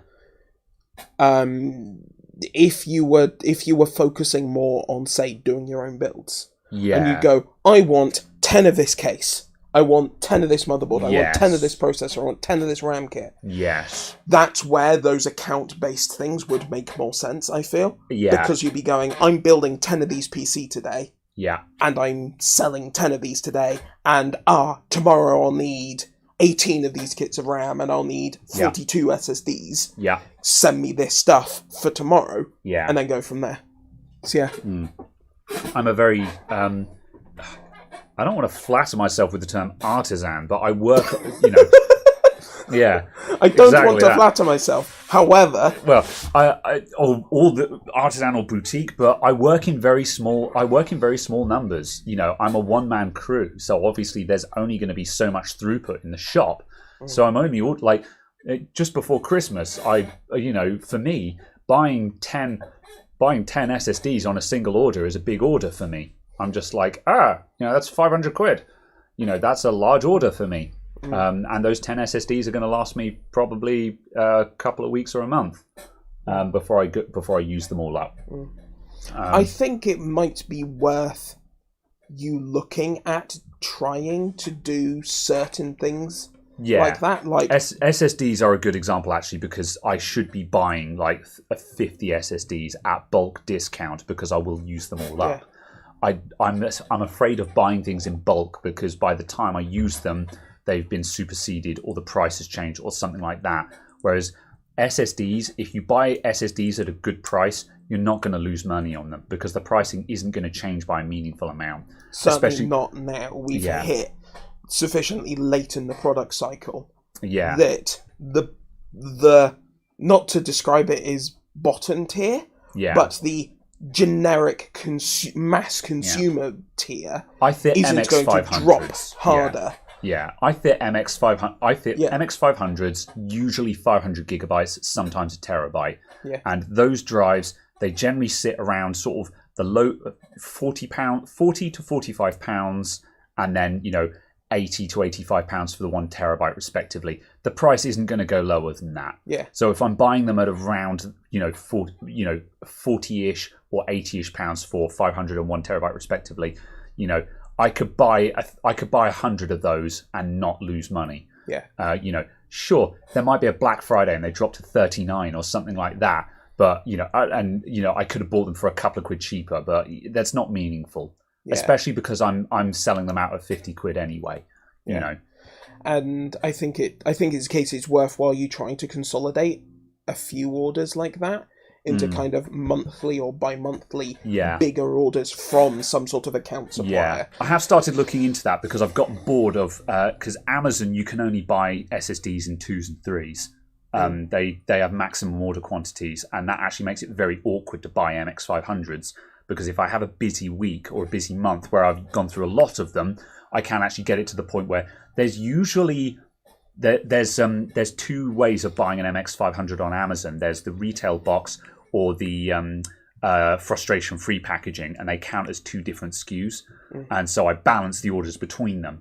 However, if on a busy month, I can sometimes max the number of ordered per month for both of those SKUs, and then I can't buy an MX500 on Amazon, because apparently they don't want to sell me stuff, whatever. So my most recent order, when I got 10 of them, I actually bought on eBay.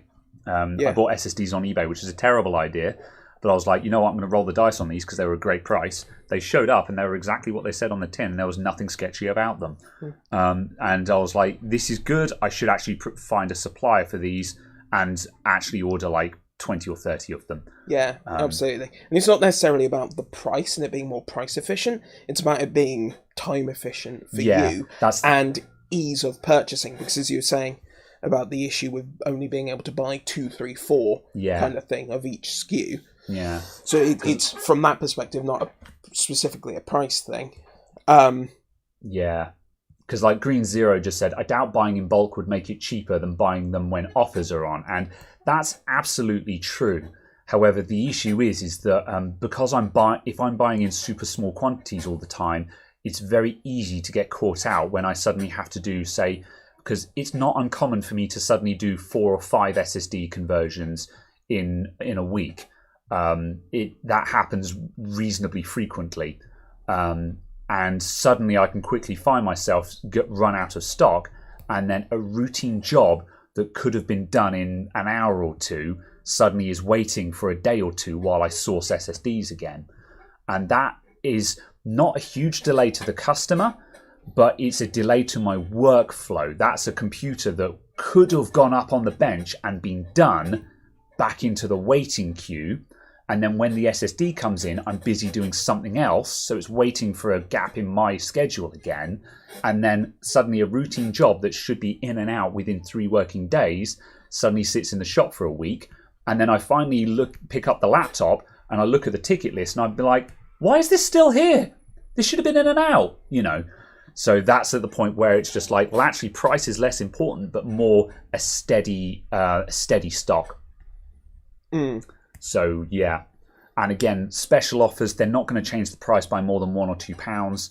And I'm not like now. I make a couple of quid. Like I say, MX500s, what I fit to most things, and I sell the 500 gig for £50 and the 1 terabyte for £100.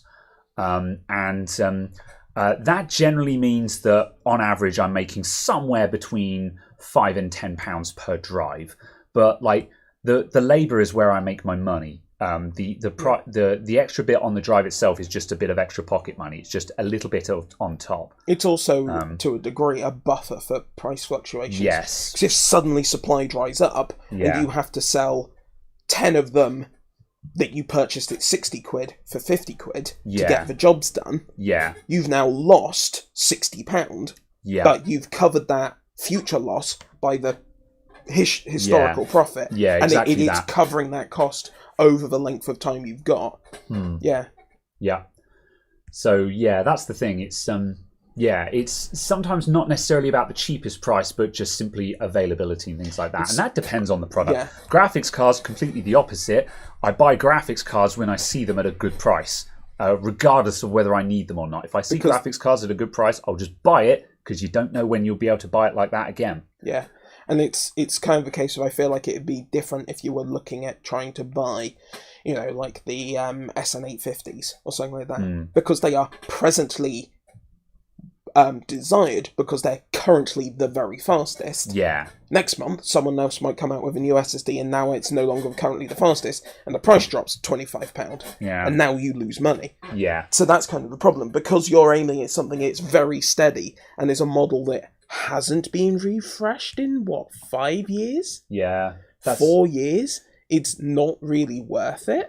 You know, it's not worth it too crucial to drop the price at all, because they're getting the sales they're going to get. They're not going to get more sales by dropping £1 or £2 off of the price. And they can't take more off of that price because the cost of shipping it will have trebled. Probably. The cost of actually getting the memory chips has probably gone up 50%. Their margin has probably dropped so much. It's astonishing. All things considered, it's astonishing that some products are still the same price that they were, especially with like SSDs, where like we'd already established that lower end SSDs were basically down to the point where they were fractionally above cost of manufacture already. And it was in a case of, you know, everyone's just like, oh, prices are always coming down. It's just like, well, they can only go so low before it's a case of it's not physically possible to make it any cheaper. Well, it's part of the reason why you can't buy an MX500 in 128 gig anymore, because making a 128 gig drive for a price that is in line with the other prices is not possible. So they just don't make the 128 gig version anymore, or the MX400 128 gig. I can't remember which one it was. They dropped that model because it's just not worth it. And like even then, I think the 250 gig version is still around, but it's usually like £5 cheaper than the 500 gig version. So it's just like no one in their right mind would buy it. You know, because it's just like, no, you pay a £5 more and you double the capacity. And obviously when you're down at these capacities, you know, 250 gig is like, oh, you can run a system on 250 gig, but for a £5 more to get 500, which is comfortable space for a system drive, it's a no-brainer. So, like, if the 250 gig MX500 still exists, I'm amazed that it still exists. Weren't you running a 64 gig SSD for far too long? But then that was at the time when SSDs were still fairly expensive. But again, it was like, you know, your Windows install is 40 gigabytes. And if you've got your home folder on a hard drive, it's quite possible. You were using, yes, I remember you were using that 64 gig SSD just as I replaced my Samsung one Yeah. with some cheap like terabyte drive. Mm. And I was just like, oh. Yeah. But that's the thing, just a bad SSD is still orders of magnitude better than a hard drive. Yeah, So, absolutely. Yeah. All right. I'll be back. Open another Amazon account. Yeah. I'll be back in just a sec because I got to pee. So, yes, I'm going to disappear for a sec. And then, I want to talk about graphics cards, the 6500 XT and stuff like that, because I want to talk about... I saw when the 6500 XT was announced, people were saying sort of like, oh, AMD going backwards again and stuff like that. And I don't know, I just want to talk about these graphics cards and what we think about the fact that it's about the same speed as an RX 560 or 570 and stuff like that. And whether or not that matters, I guess. Absolutely. I think I'll do my initial spiel on that. It's just a case of, from my perspective, I don't think it matters what the performance of the bottom tier is compared to 2 generations ago products, as long as it's not significantly worse or like massively power inefficient by comparison. But I feel like it's a perceptual thing with how fast something should be. Because going from a 5800 being the top end model and having that performance now at a quote-unquote budget model now, 2 generations later, seems to me like a very good thing. But then it also depends on the feature set that surrounds it, because to get that performance in a DX9 game, say, but now you literally can't encode video on it, or you can't play DX11 or DX12 games at all, say, slightly impossible situation, but I understand the point, then just having that raw performance is irrelevant because the rest of the ecosystem isn't there, and the better proposition is still the older product. But I don't know. I feel like it's a perception thing, not an actual empirical thing. I don't know. I think also the market we're in from tail end of 2019 to now is one that we can't really apply the same yardsticks to, because supply issues, pricing issues, supply issues, whatever, massively increased demand, etc., and so on. You have to release the product in the market it's in, not the market that a 2 generation old product was released into. I think that's the crux. And you have to judge it against itself. And also the fact of, this is based on third-hand information, because obviously TSMC will never confirm their wafer costs. But based off of old TSMC wafer costs estimated by X and Y person, the profit that AMD makes on a 6800 XT or a 6900 XT is less than the profit it makes on a 5600X. So, to a degree, AMD would be better off never selling another GPU and only selling CPUs, because their profit margin is so much larger because the dies are so much smaller because it's chiplet. Yeah. So, I'm surprised. I thought the higher end products were supposed to have the bigger profit margins on them, because obviously the price scales up more. Yeah, but it's their it's the size of the die, and then the defect rate on that. Yeah. Because the die's bigger, you get fewer per wafer. Yeah.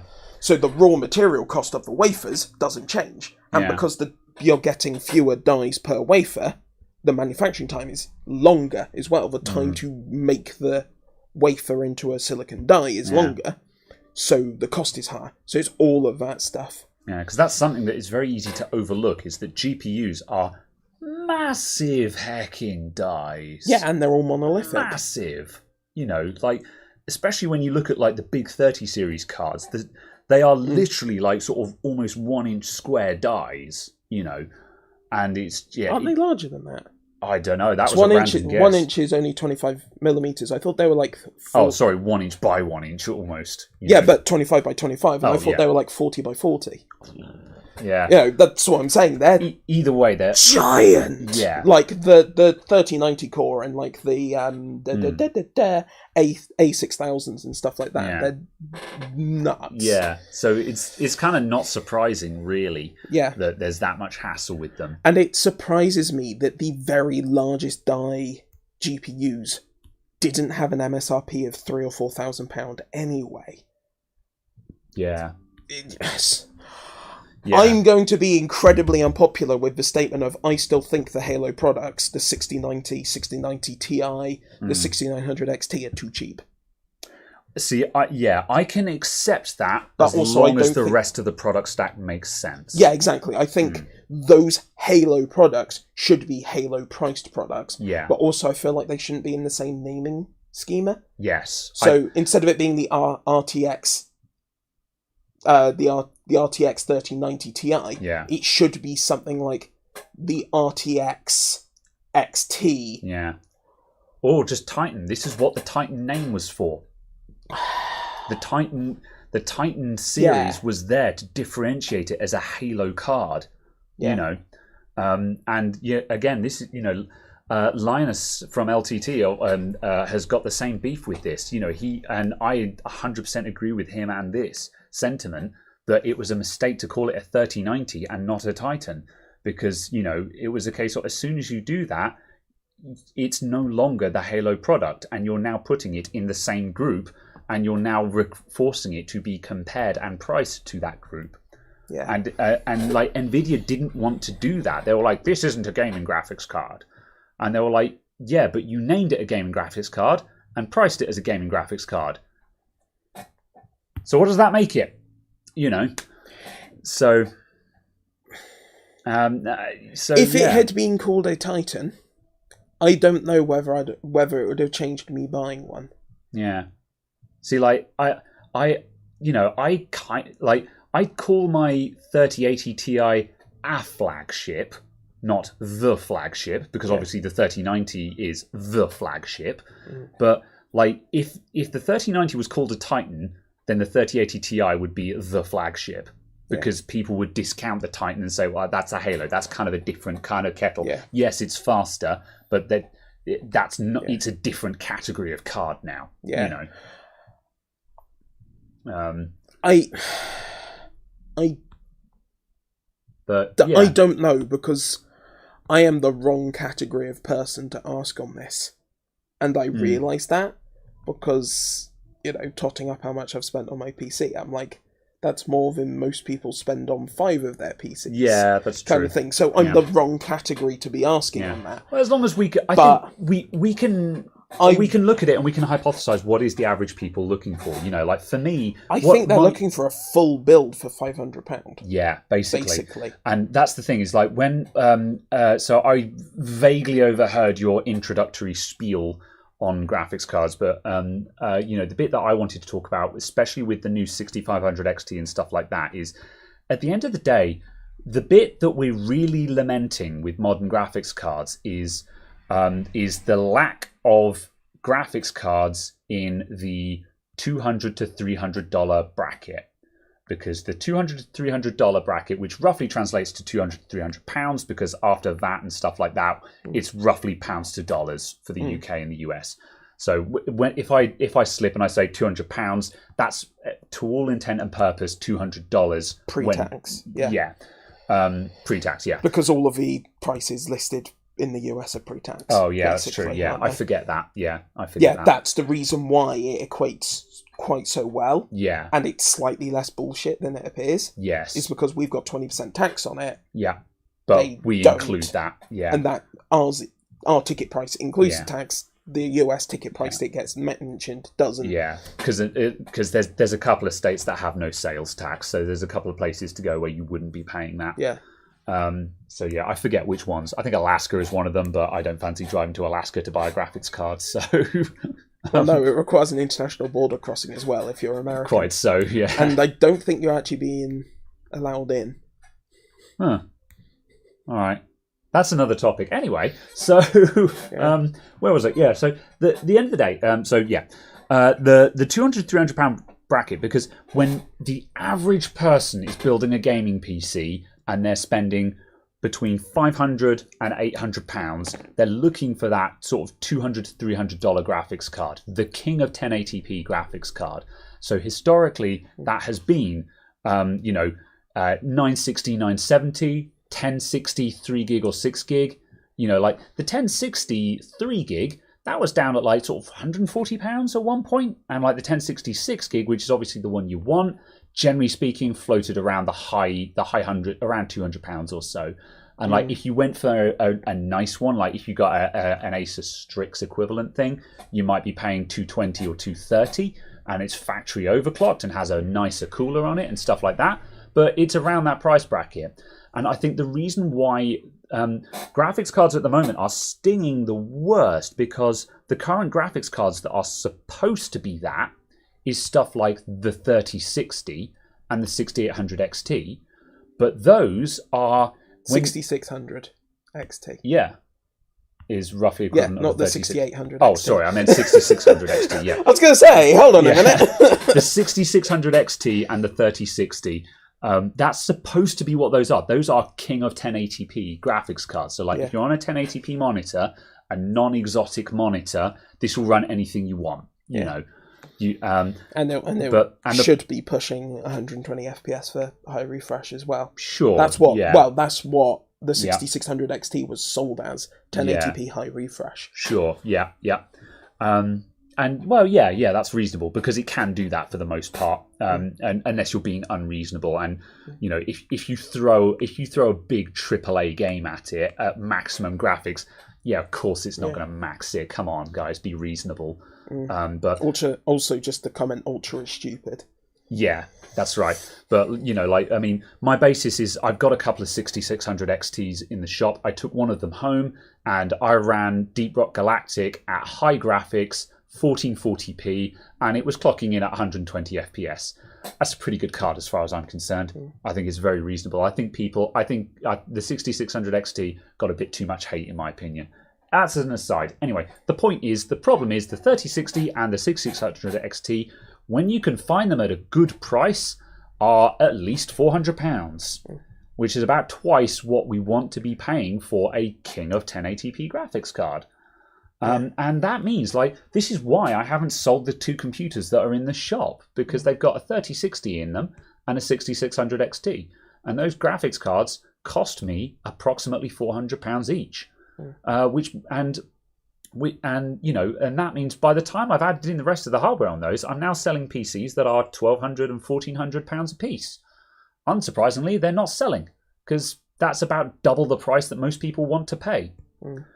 So most of the time, when someone comes in to buy a computer, I discuss their budget, and I'm like, right, can I tweak one of those builds to get down into their budget? But when you're talking about a budget that is £800 or less, you can't spend £400 of that on a graphics card. Yeah, it's a case of, right, well, I guess I'm going to eBay to buy a secondhand 1060, which is what I've done for the past 2 or 3 computer builds I've done. Yeah, and that's the issue. And so what I'm really hoping is that the 6500 XT and the 3050, and I think they are, because obviously they're going to be superior to 1060s. If you can actually buy them for £200, they're in stock, and you can actually get one in your hand for, okay, let's be realistic here. If you can get one in your hand for less than £300, then they are the savior of realistic gaming computers at the moment. Because everyone is going sort of like, oh, well, they're not very fast. It's just like, yeah, but this is what most people can afford. And, it's kind of like, again, with monitors, we forget that the vast majority of people are at 1080p, 60 FPS or less. Emphasis on or less. So when people go sort of, oh, this card isn't very good at 1440p, that's a niche market, man. There ain't many people on 1440p or higher, So that's the thing, is just if these things, actually buy it at $200, don't make me laugh. Yeah, that's it. The initial ones, 6500 is going to be about $230.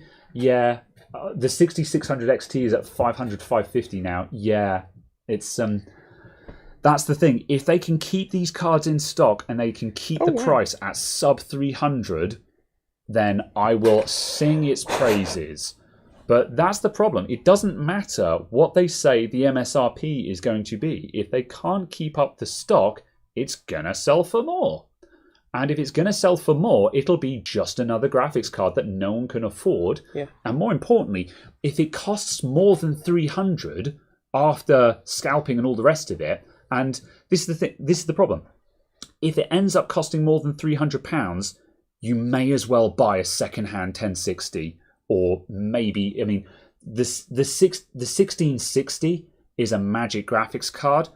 But also it is horrendously inflated in price at the moment, which makes it non-viable. So unfortunately, that means we're back to the 1060 again.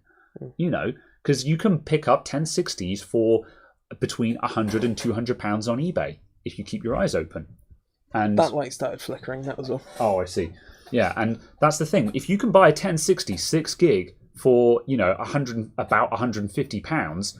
That's actually a solid buy because it's still a good card.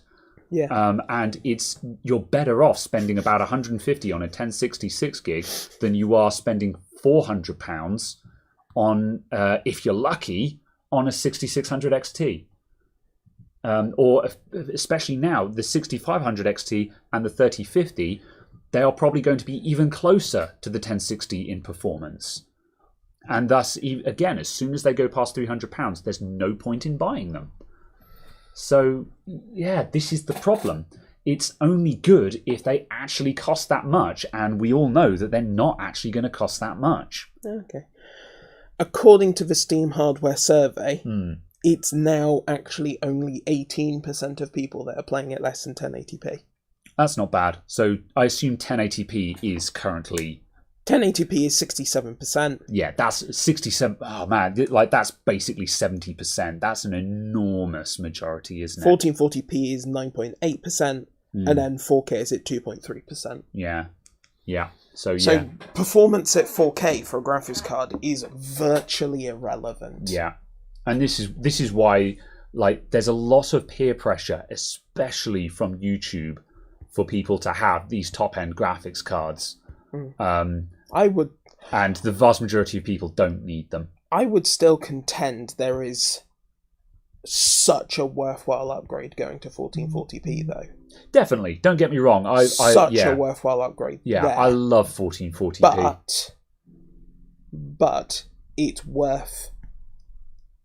No, it needs to be considered as a part of the entire package. Yeah.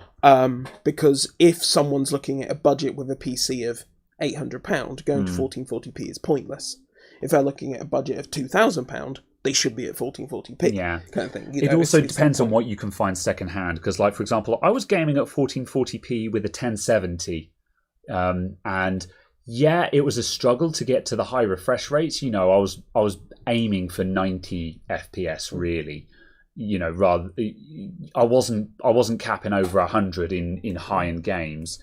However, sure, I couldn't get the super high refresh rate, but I could achieve the resolution at an agreeable, at good quality, at medium to high, high quality settings for the most part. Not ultra, but again, ultra is dumb.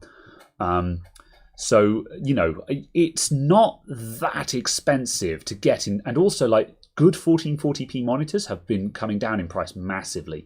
You can get a 1440p 165 hertz IPS panel monitor for about £300 now. And that kind of ticks all the boxes any normal person would ever want. No normal person needs anything faster than 165. And, the IPS panel means that the colours won't be terrible. I would disagree. I would disagree, actually, with that. Really? And say for an LCD-based technology, most people actually want true 240Hz panels. If the screen can keep up with it, though. Yeah, that's what I'm saying. Yeah. True 240Hz panels. Because now you're getting to equivalent pixel response time is OLED at 120. Yeah. Yeah. That However, I agree with you in concept, but in practice, not going to happen. No, but that's what I'm saying for the actual point of diminishing return. I think for LCD-based technology, it's actually 240 hertz. Yeah. Because so many monitors don't actually do 144 hertz. Yes. They're actually maybe 120 real refresh. Yes. They're just attempting to refresh 144 times. Yeah. Because the pixel response is so slow. Yeah, and I can attest to this because this is the problem I had with my first Asus monitors with the VA panels. It's just like, yes, it was 165 hertz. Could you see it? No, you couldn't. And that's why that's why I'm selling. I've sold one of them. I've got the other one to sell. And I switched back up to IPS panels. And then I saw what is, I would say a true 165 hertz. And that did change my world. And it is very, very nice. I can tell, like, I'm playing a lot of Final Fantasy XIV at the moment. Final Fantasy XIV isn't very well optimized, so even my 3080 Ti struggles to really give it the beans. And I can see when the game is dropping to 100 FPS or so. I notice when it's not down there. Like when I pan around and I see things go across the screen, I'm like, oh, I'm not 160. And that's just again game optimization. As I say. But I think, going back to the original topic though, good monitors are now within reach and of more people. Yeah, absolutely. And I think it's worth trying to go up to them. And you don't have to have a top-end graphics card to get there. You might need a top-end graphics card to get the best out of that monitor, but you can actually get in. You can buy that monitor while you have a 1070 equivalent, and still actually drive it at an agreeable amount. The other thing, and then you can get that bigger graphics card as and when you can. The other thing as well is obviously the case of most people keep monitors for longer than they keep the rest of the computer. Yeah, that's true. So buying a high refresh rate 1440p monitor now-ish, if you were already looking at replacing the monitor, I would say is a better option, just because it will still be a better monitor by the time you get to replacing the computer and having something that drives it at full speed. So yeah. Yeah. One fun topic is cheap HZ displays wasting GPU power. Hertz. Oh yes. I couldn't understand that, but now you've said hertz, I'm like, of course it is. Yeah. Wasting GPU. Yeah, this is true. I strongly encourage everyone to set their graphics drivers to adaptive refresh, so it caps your frame rates down to your monitor's refresh rate. Now, in competitive environments, it is worthwhile having high refresh on a low refresh monitor, because that means when the monitor does update, it's getting the latest frame available. Yeah. And that has been proven to be effective. But we are talking at professional competitive levels here. For the average gamer, and don't kid yourself, you're an average gamer, I'll have you know. It doesn't matter. Caradog's rank in Halo has been going up. For reasons that I still do not comprehend. So yeah. VSync, yes and no. VSync has the same effect, but is not quite the same thing. I would contend that VSync is probably better. Yeah, these days. Modern VSync is better than oldie VSync. Yeah, because it's actually synchronizing the refresh to the display of the frames. Yes. Especially if you've got like a 120 hertz monitor. Yeah. VSyncing with that, or 144 or 165 hertz monitor, it's better there. Yeah. If you're doing it at 60, I haven't played around with it enough to work out which one works better. But I'm getting weird, funky issues at 60 hertz on it's 60 hertz only monitors. Yeah. Where I cannot get consistent frame pacing. Even on stuff that can run the game at like 300 FPS. Yeah. But you frame rate limit to 60, terrible consistency. You VSync to 60, terrible consistency. You do it via the driver instead of via the game, terrible consistency. And I'm just like, what's going on? Odd. So yeah, just an interesting aside, because I'd still maintain that consistent frame time is better than high frame time. So if you can get a continuous locked 16.6 millisecond, or a locked 8.3, or a locked 4.1, whatever it is, get those locked and nailed in, and you've got a 99.9% consistency on that frame time, it will feel better than 160, 60, 160, 60. Ultimately, a more stable frame rate is a better frame rate. So, using VSync or some other kind of frame rate limiter, yes, you're going to use less power. And I like to do that as well, just because it means that my computer calms down. Because obviously, when you're maxing your GPU, all your cooling fans are going to ramp up.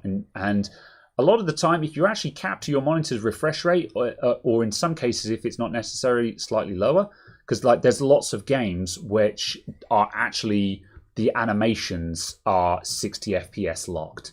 So there's no point in running it faster than 60 FPS.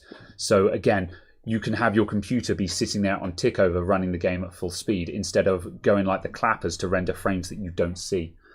Liam in Wales says, I was more thinking about if 120Hz OLED is the same as a 240Hz LCD, then the GPU is doing double the work for the same output to the viewer. Yes and no, you're correct. However, this is an OLED versus LCD debate, and the problem is that OLED monitors just don't exist. Do you know the reason why that is? Why are there no OLED monitors? Why do you have to have a TV to have OLED? Because of the APL brightness relationship. Because full screen OLED is very dim, basically. So that's the reason.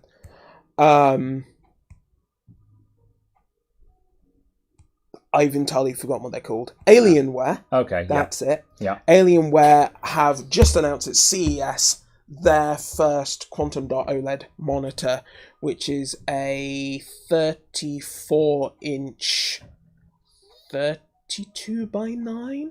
That's just about a monitor, I guess. Yeah. As opposed to a TV. It's only 32-inch.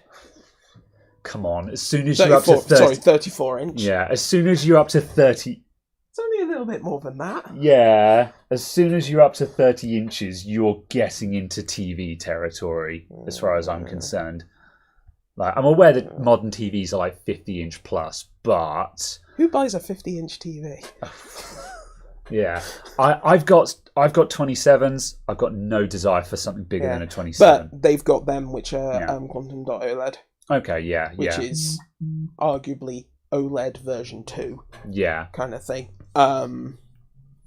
They're much more emissively efficient and things like that. So it comes with a 3-year warranty. There is a 3-year burn-in warranty as well. Oh yeah, a load of people are just saying, burn-in issues with OLED. I'd forgotten about that. Burn-in is virtually a non-issue on current generation OLED anyway for normal people. Yeah. It's a problem for Linus, because Linus is not a normal person. Yes. But for normal people, it's basically a non-issue. Fair enough, yeah. Well, I've only had mine for 12 months? Something like that, 13 months? Yeah. I have 0 signs, and I use it every single day. Yeah. And stuff, and it's like, I'm an atypical user in the fact that that monitor will be on for 7 hours a night. Yeah.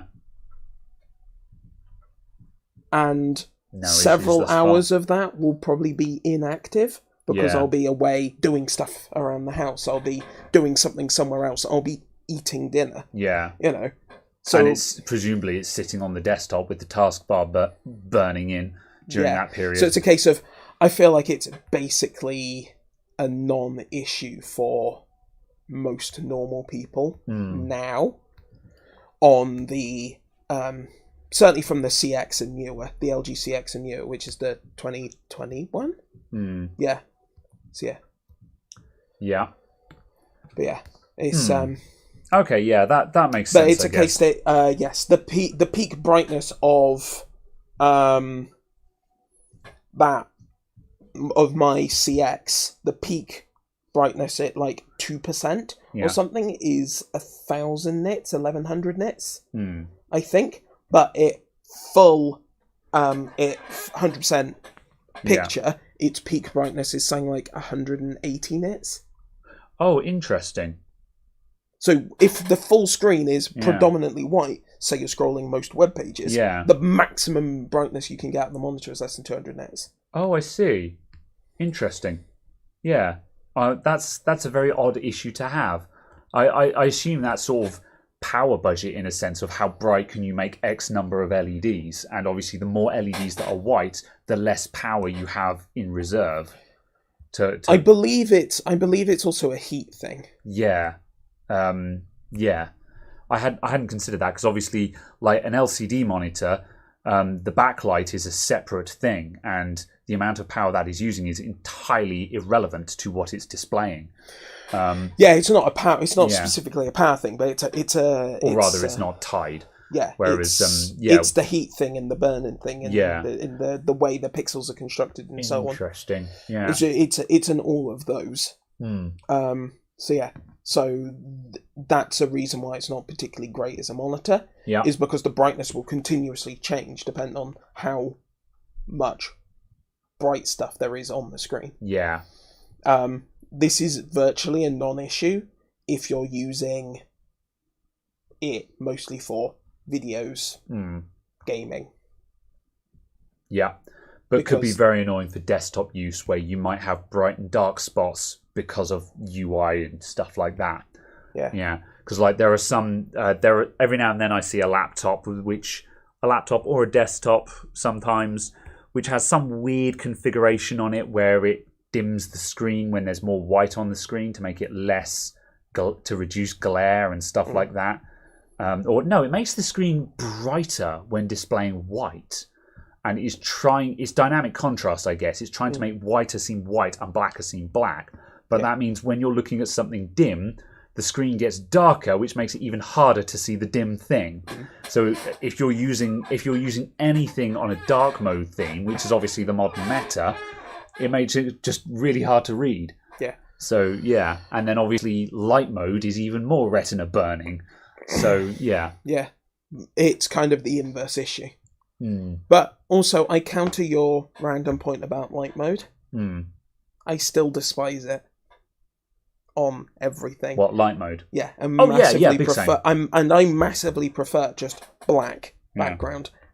And I wish more stuff had a toggle for true black as opposed to dark grey, as opposed to fucky grey. Yeah, especially as I have a decent IPS monitor as my second monitor. Yeah. And an OLED is my primary. I want proper black as backgrounds. I just want colours back again. I'm bored of everything being blinding white or black. I would like an option that turned off colours in most stuff. Because... Turn on high contrast mode. No, I don't mean that. I mean... Yeah, just because a lot of the time the colours are really badly done. Yeah, okay. Let's pretend that it was goodly done, kind of thing. Goodly. Yes. It was done good. I did and good. Yes. I want nice pastel colours to return. This is why, I still haven't used it, but this is why I was kind of excited for Android 12 with those new nice pastel coloured themes. It is 12, isn't it? Not 13. What? Yeah, basically, because it's just like, and like I'd want the background to be a pastel color as well, or something like that. Oh, okay. I'm sorry, my wallpaper doesn't entice you with its. Yeah, not a great example. With its artsy city photography. Yeah, but yeah, rain soaked city, neon sign everywhere. Oh wait, hold on, I'm going into Cyberpunk again. Never mind. But yeah, that's it. I want colours again. I'm bored of everything being in black and white. I want colour, and it is possible to get colour, but it's green text on a black screen. I would go for that only if it's because it was actual green phosphors being excited by electron guns. Yeah. That's the other thing. I wish that high quality CRTs or available for less money than they are, because I would like one. I haven't seen one, so I can't. So you know, I haven't experienced that, because I know you've seen them before. Yeah. Which is why you sort of go, no, but CRTs though. However, for me, my memories of CRTs are only bad CRTs. Yeah. So you know, I've got no love for them other than the, oh, remember when they used to take up an enormous amount of space and produce an enormous amount of heat and be kind of blurry, you know. Yeah. So, I never had a super good one, but I had one that definitely was in the it is not terrible. It is definitely not terrible. Yeah. Yeah. And it was actually sharp, and it was actually I think it was a 75 hertz one and stuff like that. Which I should have stolen my dad's monitor, because my dad was using an is it ISO or ISO? Yeah. Yeah. I'll say ISO, EIZO. He had an ISO monitor just that he had obtained from an old workplace somewhere, which was probably not terrible, but I never actually test drove it. Yeah. But that was probably a decent one. Yeah. Yeah. I feel like when we get to 144 hertz OLEDs, we'll be most of the way back to CRT. Yeah. Yeah, I'd agree with that. Yeah, we're getting close to being where we were 15 years ago for monitors. I feel like that's a loaded statement, but it's not untrue. Anyway, for temporal resolution, we are getting close to being back to where we were. Yeah. Anyone using curved screens? I have opinions on curved monitors because I've had. And I have a YouTube channel. Yeah. So, as I alluded to earlier on, I've had two sets of 1440p panels, both Asus.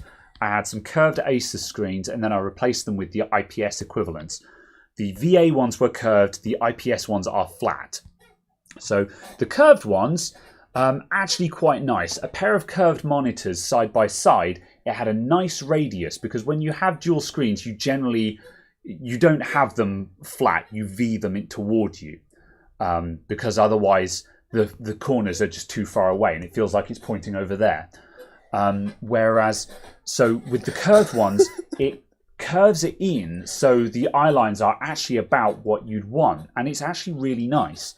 It just needs to be a reasonably shallow curve, I think. Yeah, they generally are anyway. Well, no, they're becoming more and more tight. Oh, that's a shame. Because I think I've started seeing some that are saying like 1200 radius ones. Yeah, I think your ones were saying like 2400. Yeah, or 1900.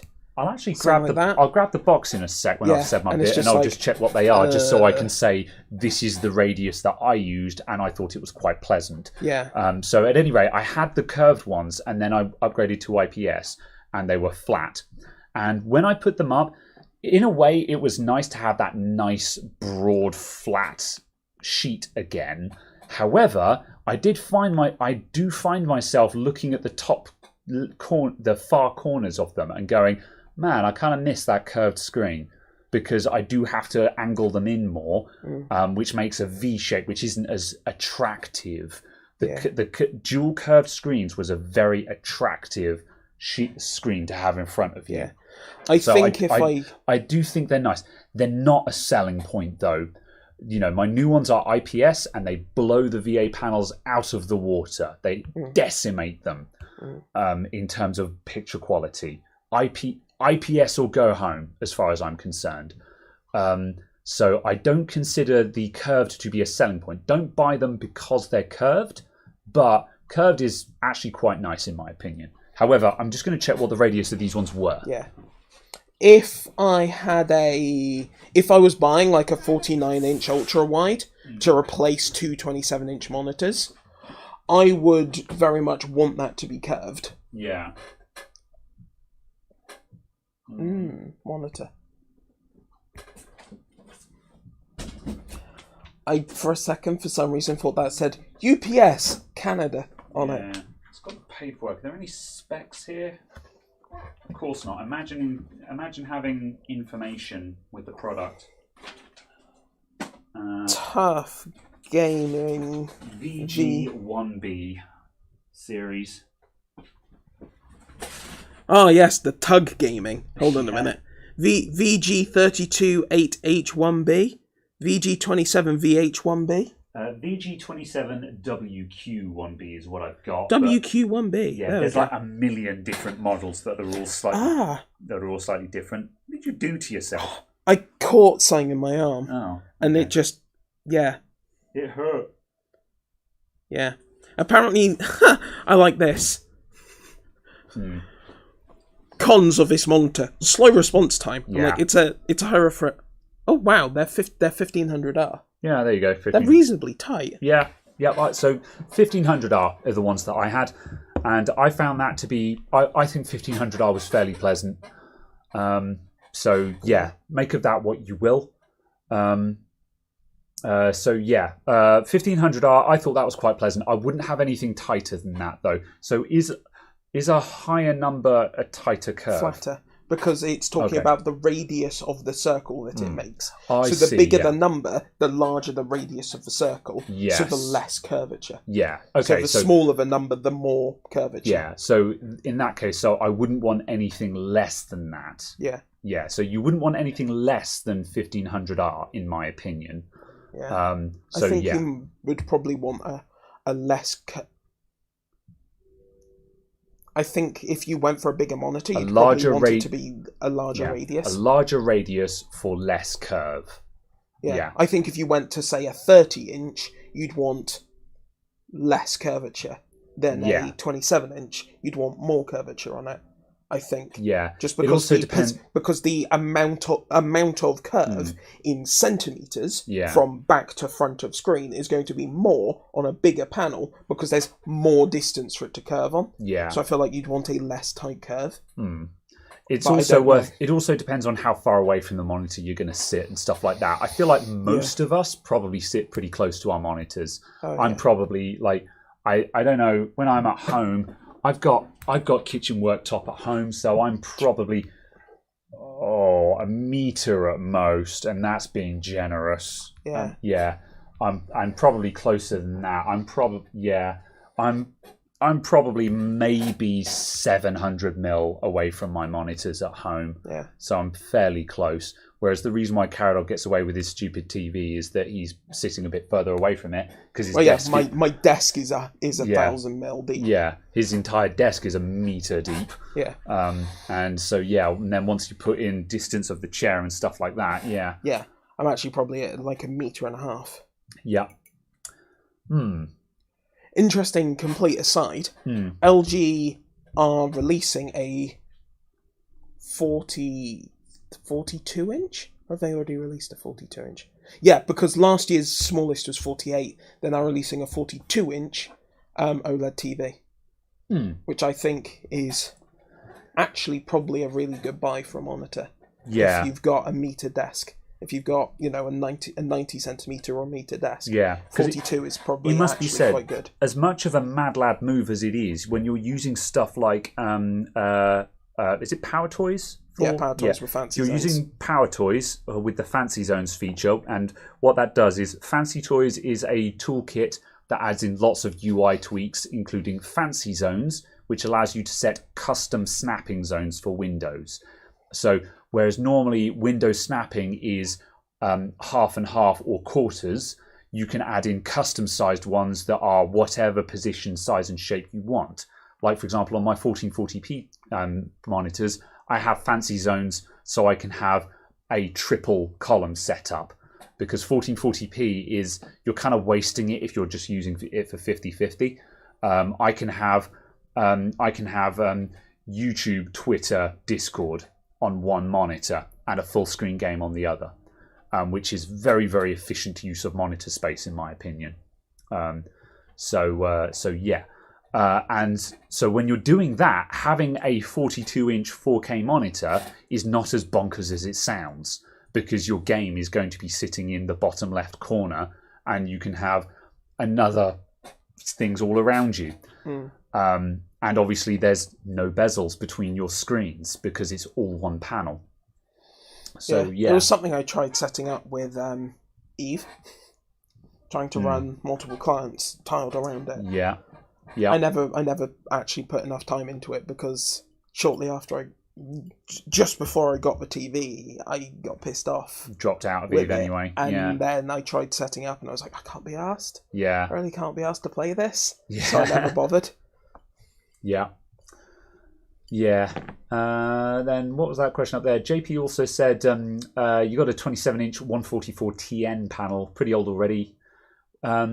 Yeah, TN panels are not horrendous, if my memory serves me, because TN, high refresh rate TN, is, I think, quite a refined technology, whereas VA, it was a modern technology that came in to make cheaper panels, and VA is a bit crap. TN is not horrendous. The colors aren't great, but the response times are very good, is my understanding. Whereas VA, you have terrible colors and terrible response. VAs have very good contrast ratios. Ah, that might be and, it. Yeah. However, good and reasonably good color accuracy and good viewing angles. Yeah. As a generalization of each. Yeah. I mean, it wasn't terrible. Yeah. The VAs that I had in these Asus ones were crap though, which is why I got rid of them. Yeah. I tried for as long as I could, and I was like, no. But what didn't help me is that my partner next to me had my old monitors, which were Dell Ultra Sharps. So yeah, every time I looked to my left, I saw monitors that were better than mine. Not as high res or high refresh, but I saw the colors and the viewing angles. I was like, God, I miss those Ultra Sharps. You know, IPS is just king though. High refresh, decent IPS is just, it's so good. It's so good. It really is. Yeah. Yeah. Also, the benefit. The viewing angles on these ones weren't very good, but I think one of the reasons why the viewing angles fell off on my VAs were because they were curved. So you had variable viewing angle because of the curvature. And I think that's why it was a bit off. That's I think another issue with curved screens. It's got to have really good viewing angles because you're literally viewing the screen from various angles if you're not directly on. So, I mean, when I was sitting in front of the monitors, it was fine. But if I saw them slightly off angle, it looked wonky, which kind of defies that kind of completely negates the point of good viewing angles. So, yeah. Absolutely. I'm hoping and somewhat maintaining that Quantum Dot OLED will replace some of the things, just because of obviously the actual pixel response time is so much faster. That it replaced some of it. So, I haven't seen any of the fancy sort of quantum dot or multiple zone backlights or anything like that in real life. So I don't really have much experience there at the moment. It seems like a tech that's still. It would probably be unfair to say it's in its infancy, but I think it's about, like you say, it's about to get good. Quantum dot is at the high end at the moment, and it's not going to be long before that trickles down into the mid-range stuff, where the average person could have a quantum dot monitor. Absolutely. That sounds like an exciting time ahead. Yeah, and it is the I'm interested in. Also, just the fact of LG releasing a 42-inch. Yeah. Yeah, and assuming that we've got the brightness for HDR as well, because like I don't run HDR on my monitors because I think my monitors are 400 nits peak, which and that's the thing. It's a case of they are HDR capable, but when you turn it on, it's kind of hard to tell when it's on because they don't have the brightness to create that big distance between white and black. So it's just like, I've got HDR monitors, but I don't bother turning on HDR because they're not bright enough to really display it. Again, because I've got the LG TV, HDR is amazing. Yeah, because black is black. It's zero brightness because the pixels are off. And then right next to it, one pixel across, you can have 1,000 nits. Yeah.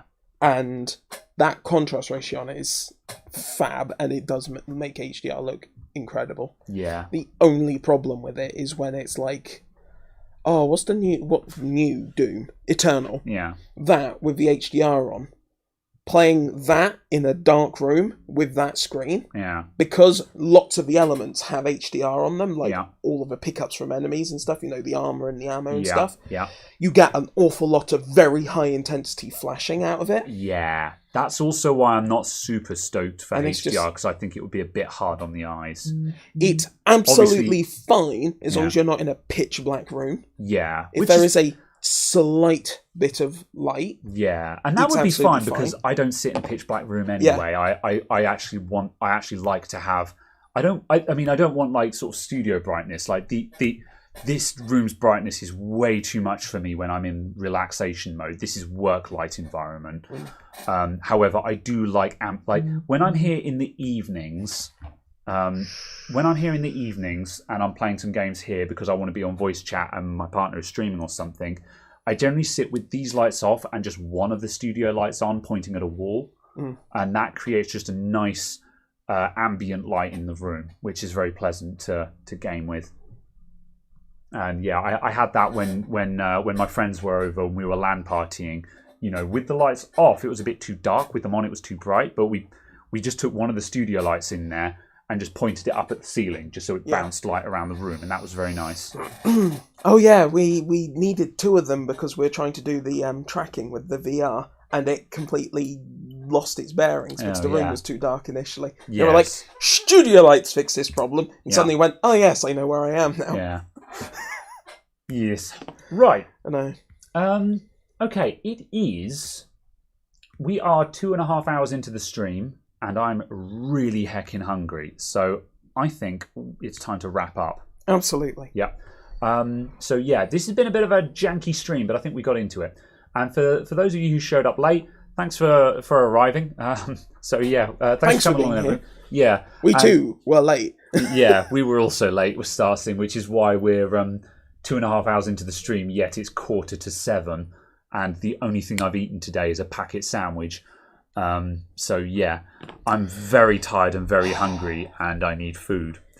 We're going to head on out. Thank you everyone for showing up. It's the first podcast of the year. We'll be back next week, and we'll probably plan something. We'll come up with something to do. Failing that, I've got lots of widgets kicking around that I want to fiddle with.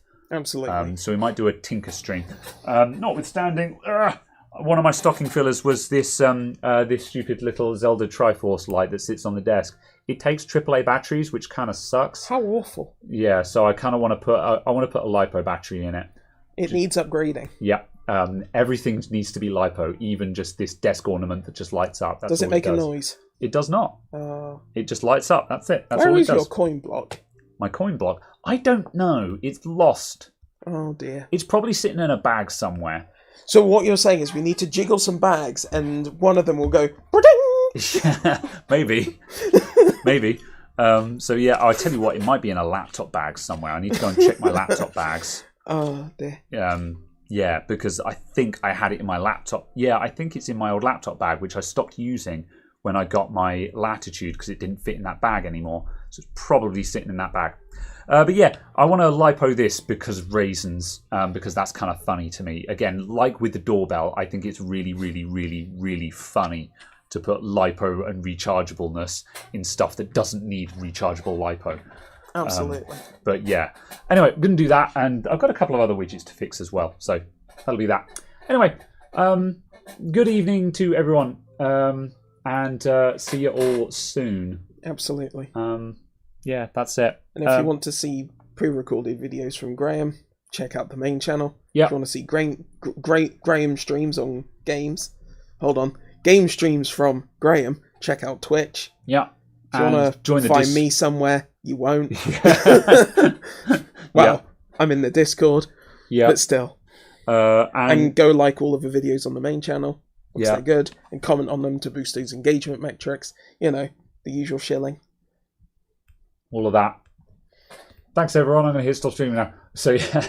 Thank you, everyone. Thank you very much for coming. Good night. Doorbell stream was your favourite of 2021. The doorbell stream was good. I remember it being good, but I didn't rewatch it, so I don't know. Anyway, we're going. Goodbye. I hate people who say this is the end of the stream and then they just sit around for ages, just not actually ending the stream and just talking about how it's the end of the stream.